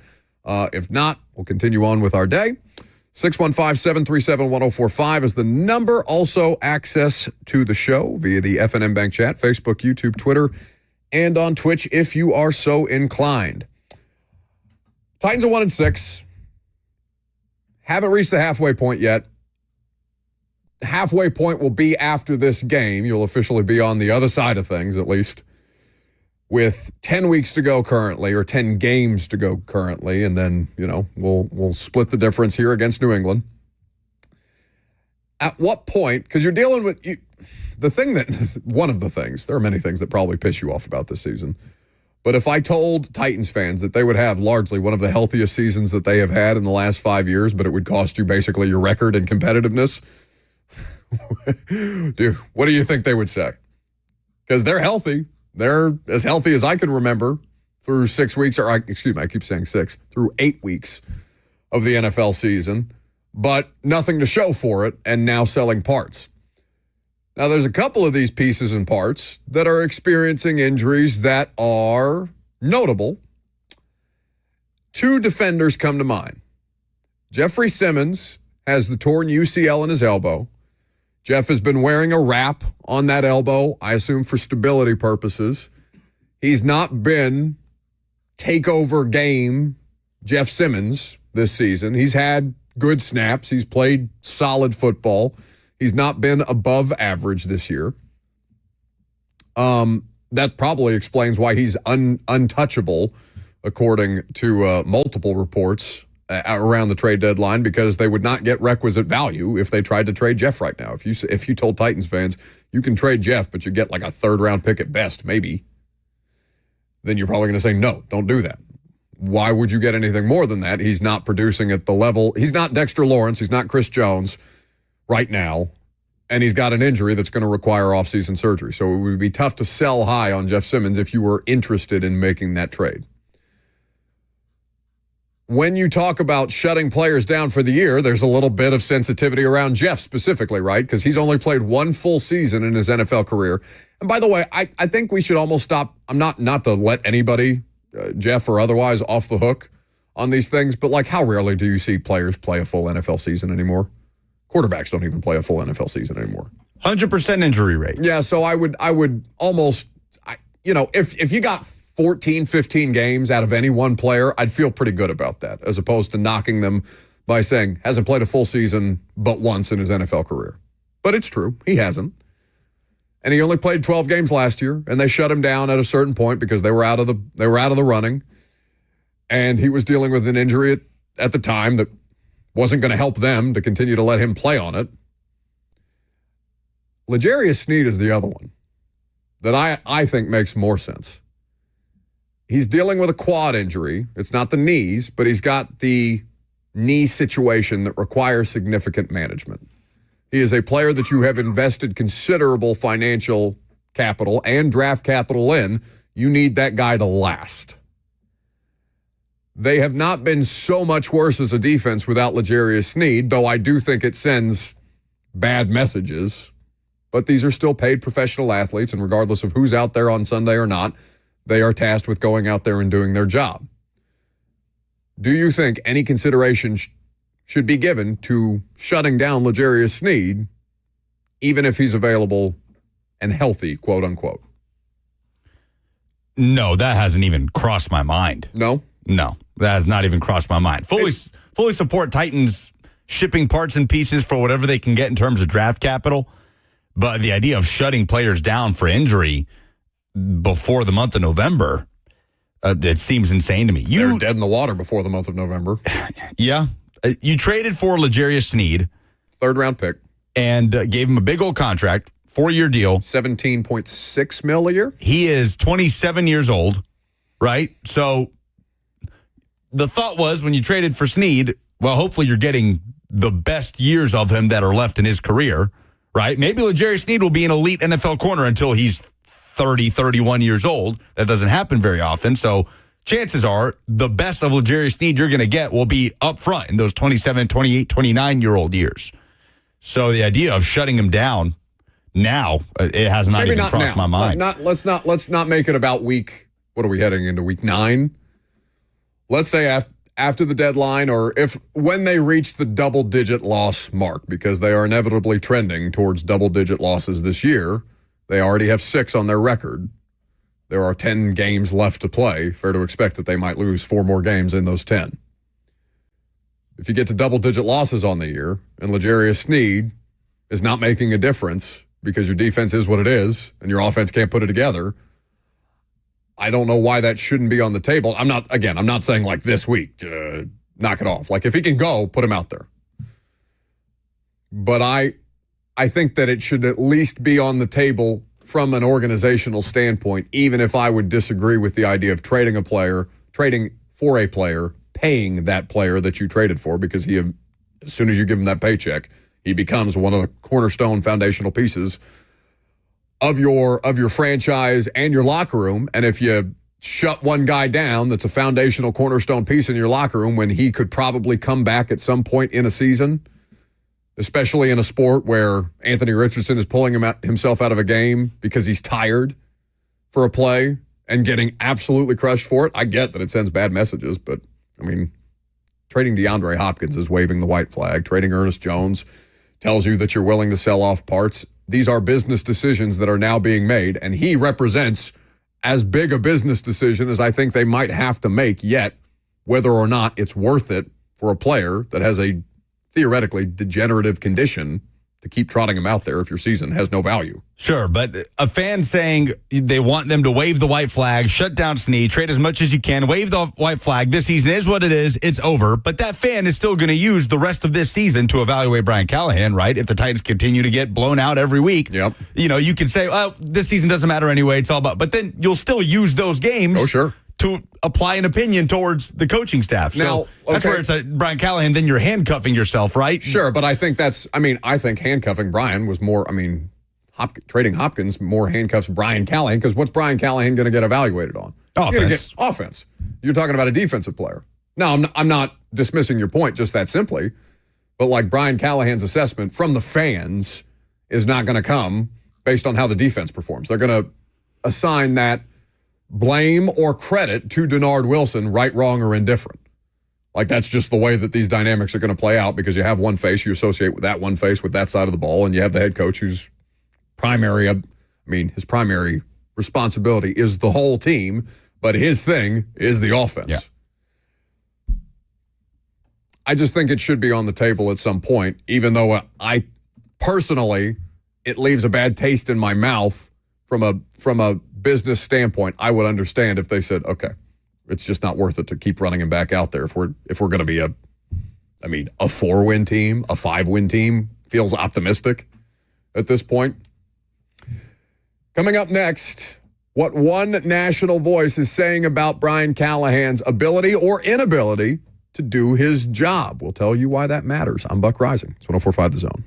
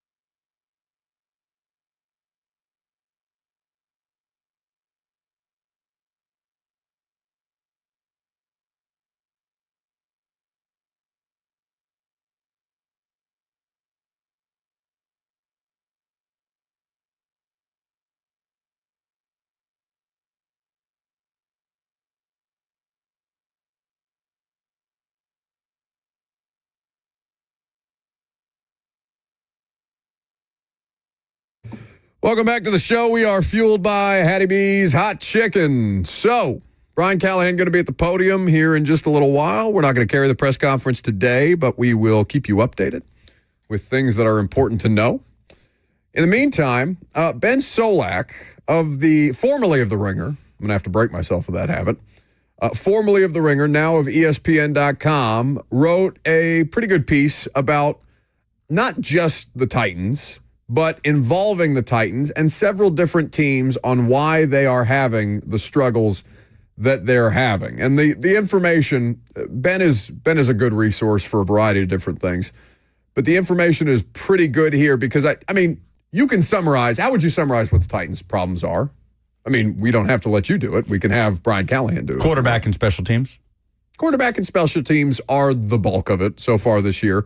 But Brian Callahan, Jackson, at your convenience, was asked on Monday about if he feels the Titans have regressed specifically, not just because the scores have been lopsided, but because they feel like when they get something even partially figured out, that two other things collapse in real time and that the issues become, they can't overcome them. This was Brian Callahan when asked if the Titans have regressed.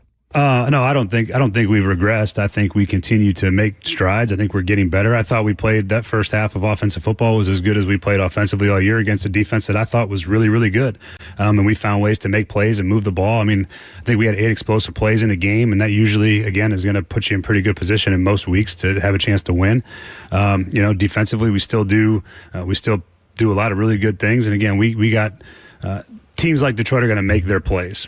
It's a good football team. They're a contending team for a reason, and so we knew they're going to have opportunities to make plays, and they made some, and we made some. But we got to stop giving teams opportunities to beat us, which we do too much of. When you give them five possessions that start inside their territory, when you turn the ball over 4 times, you're not doing anything that's going to help you win a game. And right now, we got to find ways to eliminate those mistakes, and I got to do a better job of helping the quarterbacks not make those decisions. We got to do a better job of holding on to the football when we have it in our hands.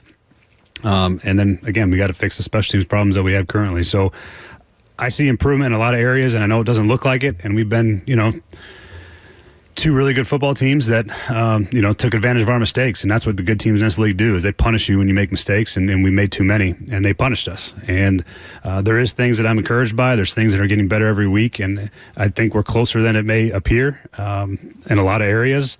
But we got to keep pushing forward. Given how you guys game. Okay, so you understand what he's saying there, even if it's hard to...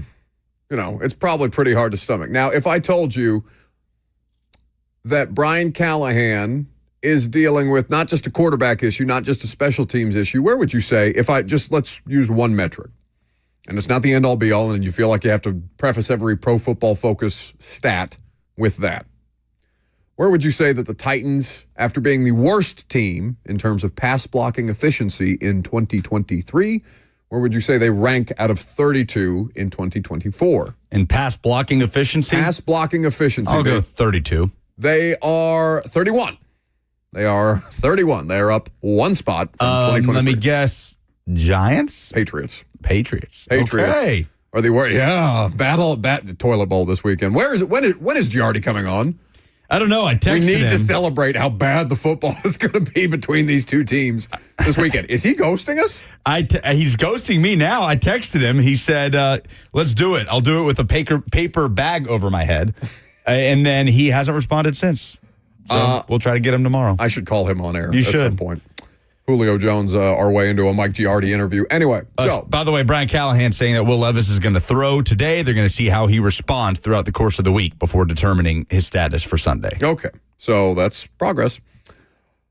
Pass blocking efficiency, they are the second worst in the league. They are worse than Seattle, who is one of the worst offensive lines in the league. They are worse than Cleveland, who is one of the worst offensive lines in the league. They are worse than Philadelphia and the Rams, who have been starting a bunch of backups basically all season long. Now, I don't think that Titans fans would assume, because they have liked the progress they'd seen out of J.C. Latham specifically, it's easy to ignore the whole if you find one thing that makes you feel good, because you're like, oh, well, that'll get us through next season.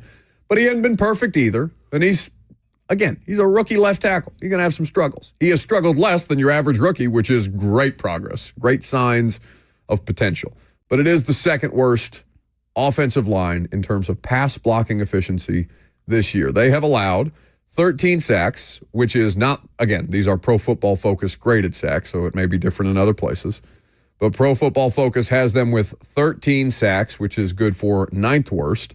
They have allowed 16 quarterback hits, which is good for 8th worst. They have allowed 65 quarterback hurries, which is good for 5th worst. In total, 94 total pressures, which again is tied.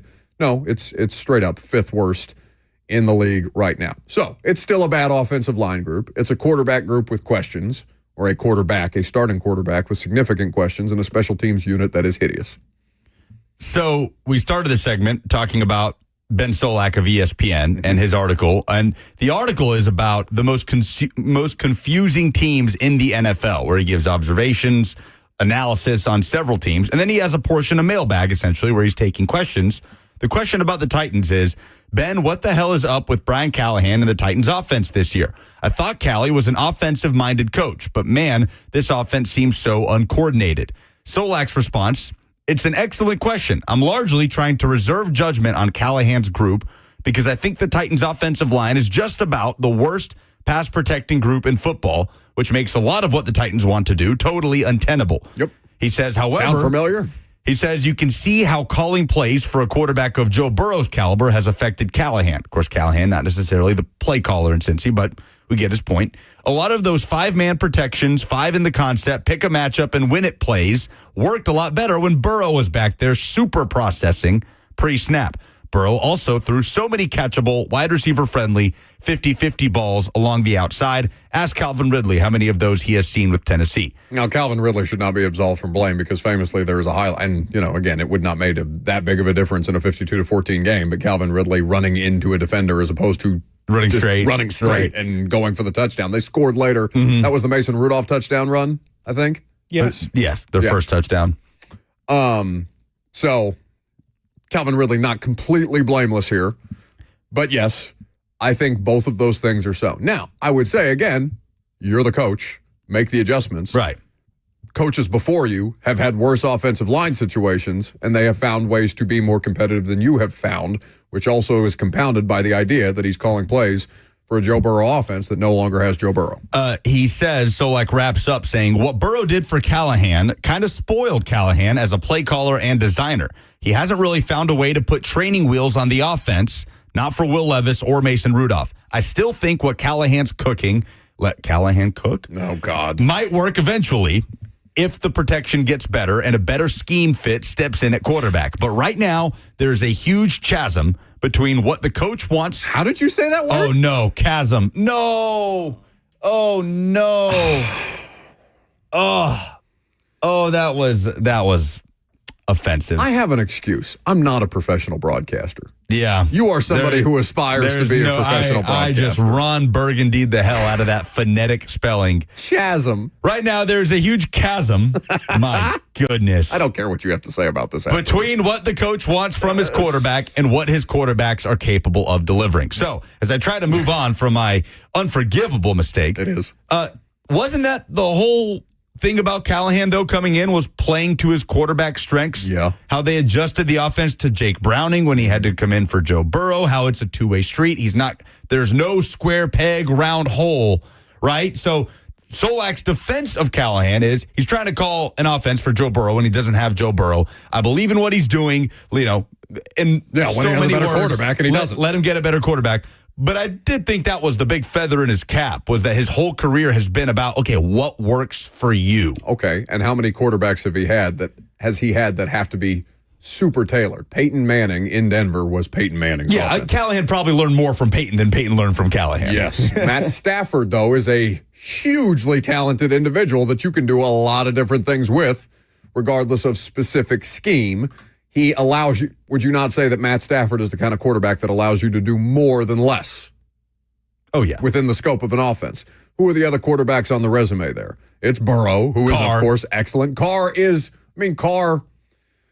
Carr has been in the discussion. It's almost like that Carson Wentz season where he almost won MVP, but he didn't, and then he gets hurt because they had like a 12-win season with the Oakland Raiders. Was that Del Rio's last year before they brought in Gruden? I can't remember specifically, but Carr has been an above-average player. Hell, this year he was an above-average player before the Saints started to get injured. So, but Browning to me was the most shining, most impressive example of that in his resume. Yeah, but that's one. Right. Absolutely. Because and it's the most recent one. And Browning is not the one that's held up on the resume. It's look at all these great quarterbacks that he has on his resume, when in reality is the quarterbacks are the outlier here, and the coach has not had to do that much to, not that he doesn't, again, I don't want to make it sound like I think that he's incapable of doing all this.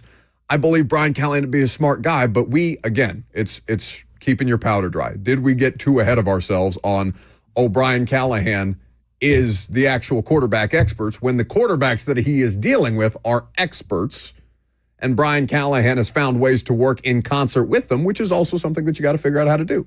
And that they have benefited, that those quarterbacks have benefited from what Brian Callahan has brought to the table, but the degree of difficulty with Peyton Manning, Matt Stafford, even Derek Carr, this is the hardest thing that he's had to do, and he's failing at it. To date. Yeah, but there are a lot of instances, too, with the quarterback play the Titans have gotten this year that it's hard to look at and say, well, if the coach had put him in a better position, right? Like Levis flipping it out to the sideline or trying to flip it over to Tajay, or even the Rudolph interception. Sure, but let's just take the sack, right? We're getting further and further. Mason Rudolph, I'm not whatever. Whatever Mason Rudolph does, as long as he's not like an abject disaster, Mason Rudolph is fine to me. Let him be a backup quarterback. That's what he is. Levis gave you an excuse, right, in the early going with the maniac moments. And since then, there has not been appreciable improvement, even though Levis, and he's been out of the lineup for a couple of weeks now, but it's been, we're talking about 6 weeks since he's had a legit maniac moment, right? Like one where he is saying, I have to rewire my brain. I'm not excusing him because he is a part of the problem here, but those excuses of, and they're not making these excuses publicly. I'm just saying the excuse of, the quarterback can't be trusted because he's going to do something ridiculous. He has not done as many ridiculous things. He has cut back on at least the one thing that makes you want to pull your hair out and scream. Well, sure, in terms of just the ridiculousness of those two turnovers against Bears and Jets, where what in the world, Callahan off the sideline, hey, what the bleep are you doing? And justified, completely justified. But the last time we saw Will Levis, he was trying to push the ball downfield, down 7 against the Colts. With a bad shoulder. And bad shoulder, but, bad timing and a late ball to Ridley that gets picked off. So the turnover problems around Levis didn't go away. The last time we saw him, that's what we saw. Yeah, Bart Stockard says they caught him on camera saying he didn't see a 300-pound defensive lineman. Well, technically, Emmanuel Ogba was not 300 pounds. And also, Sam Darnold, current MVP candidate, was on camera saying that Bill Belichick was making him see ghosts not that long ago. That's not that. That was like 2018. Yeah, but that's like his rookie year. If you took everything that a quarterback says on the sideline, magnified it, put it on camera, you would probably see some things that make you say, oh, that guy doesn't know what he's doing, when some of it is to be context is required, because you know who threw that same interception? I think the next Sunday, Aaron Rodgers threw that same interception to Van Ginkel in the Vikings game on basically that same play. So, it can be, I bet Aaron Rodgers didn't see Andrew Van Ginkel sinking back into coverage on that play. He just wasn't caught on camera saying, I didn't even see him. He's just on camera making, his resting bee face. And I don't know, whatever else it is that Aaron Rodgers does, sulking.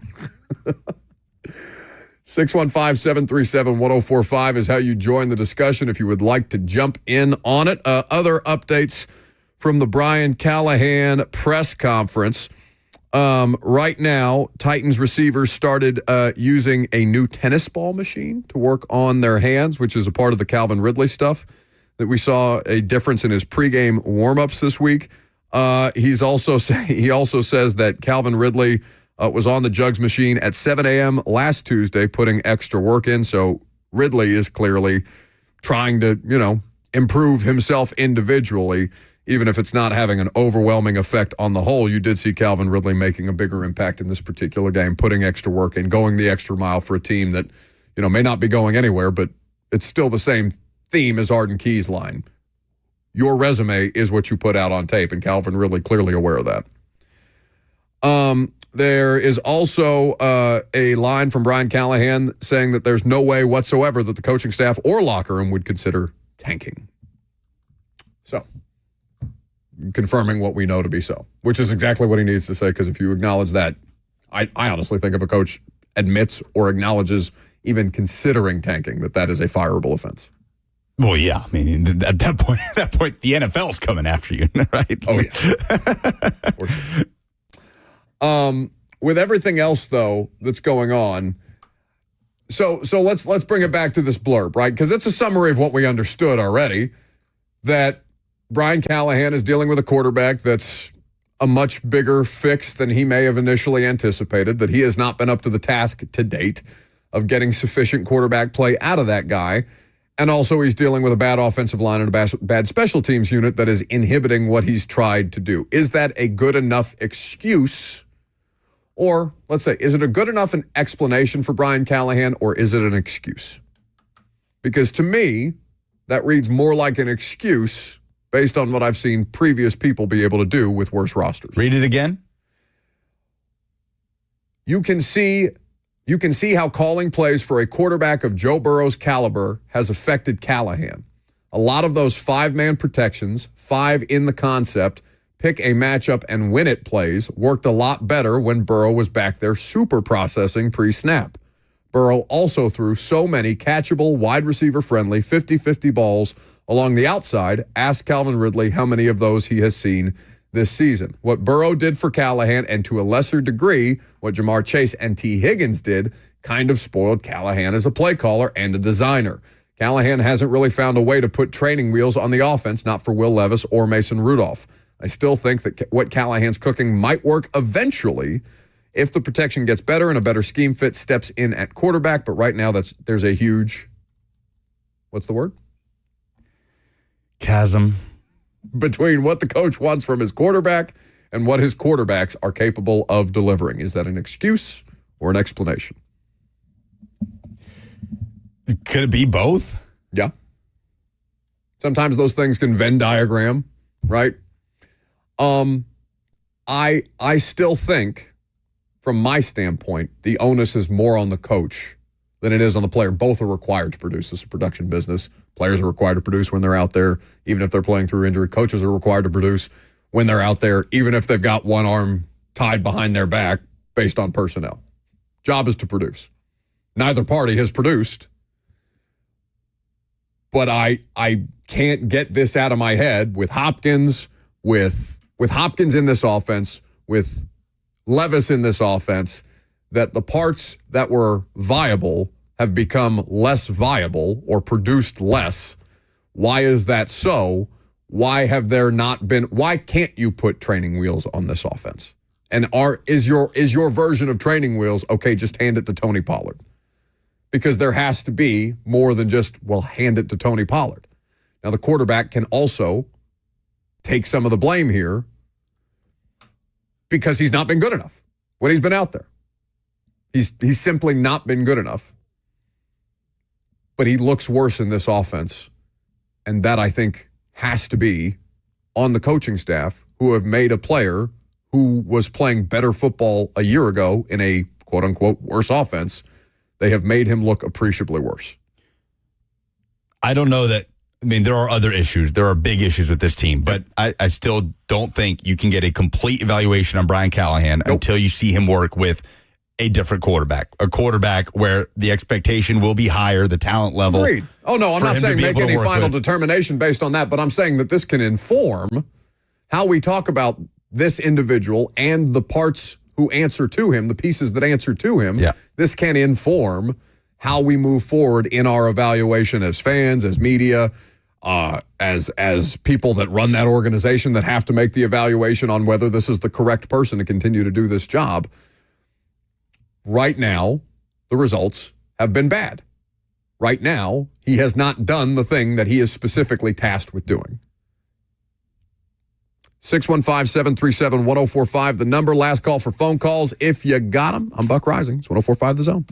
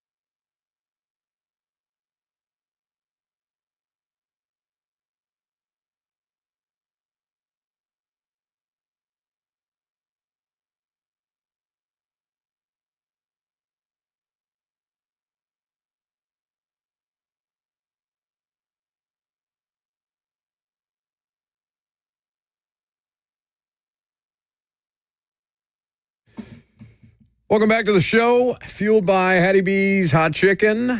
Press conference continues. Practice will follow. Titans getting ready for the 2-win New England Patriots in the Toilet Bowl at Nissan Stadium on Sunday. 1-6 Titans hosting the 2-6 New England squad. Your phone calls are welcome as we get ready to wrap up here. Let's go to Dante up next. What's happening?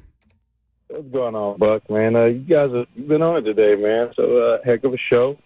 But I think what Callahan is experiencing, and Titans fans altogether, we're experiencing the Derrick Henry effect. This is what happens. You know, and Pollard has been great. Don't get me wrong. So experienced, they've done their jobs really well.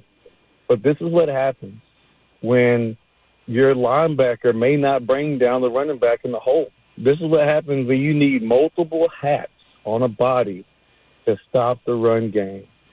And what we're seeing is those condensed boxes are spread out. We got safety staying over top as they should, not letting them come downhill.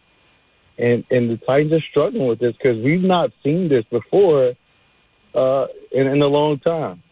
So I think Callahan definitely has a different battle than any coach before where, you know, back in the day we put the ball in Henry's hand and pray like hell that he makes it.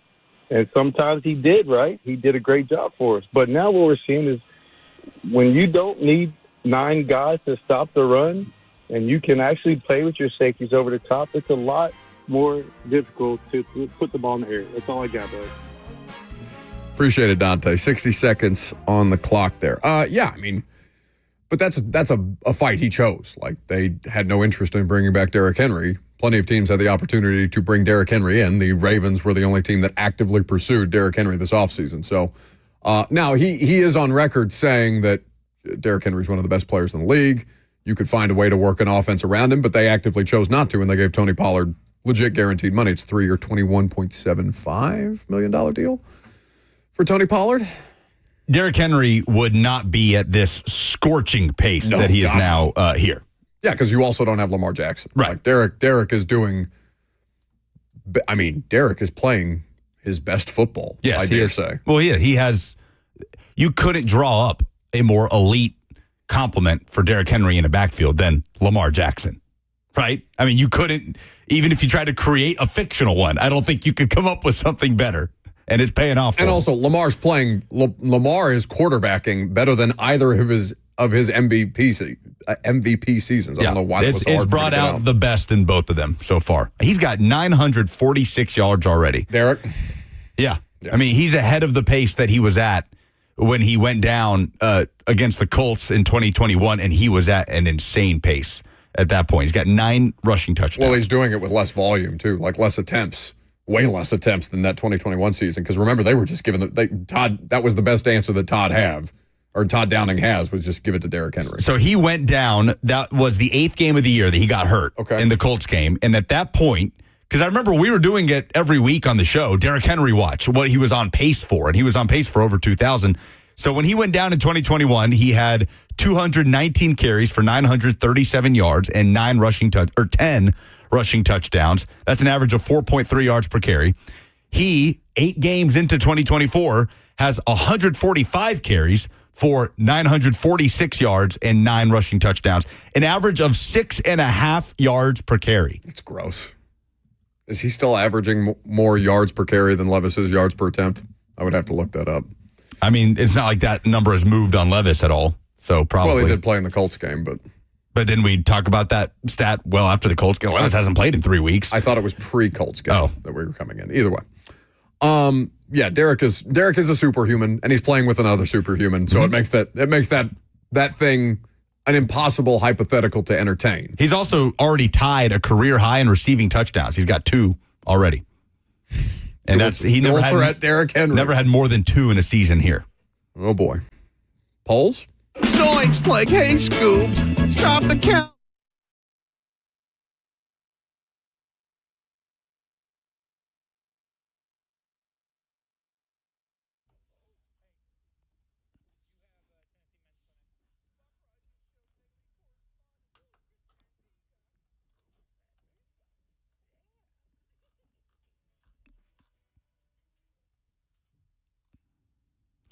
Presented by Two Rivers Ford, the South's most trusted Ford dealer. What is the dumbest thing in sports this week? Many people submitting the Yankees fan who they got ejected for grabbing at Mookie Betts and grabbing the ball out of his glove, but they're not banned or anything, right? I think that they can come back. No, they've been banned. Oh, they've been banned forever. They've been banned. I saw it. Honestly, that person, I don't want that person banned as badly as I want the person who yelled, "You suck, Freeman," at Freddie Freeman while he's holding up the "I honor my mother" sign for the cancer moment of silence. Yeah. Freddie Freeman also just one of the more likable figures in sports, right? And what he went through with his mom and his son had a lot of health issues that he documented.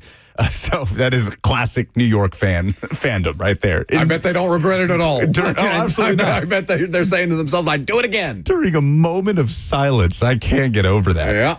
Yeah. So most people are saying, a lot of people submitting, though, Anthony Richardson, not faking a coach better, play better on Twitter, says Richardson not faking a cramp instead of tapping out. At least give the backup a chance to warm up. And saying he's the dumbest thing in sports for not just lying to the media and saying he cramped up. I am a media member. I would rather you just lie to me than say something like that. Just lie. No, you wouldn't, because it's a far bigger story. You would be foaming at the mouth if you were covering Anthony Richardson right now. Mouth? Yes, Buck.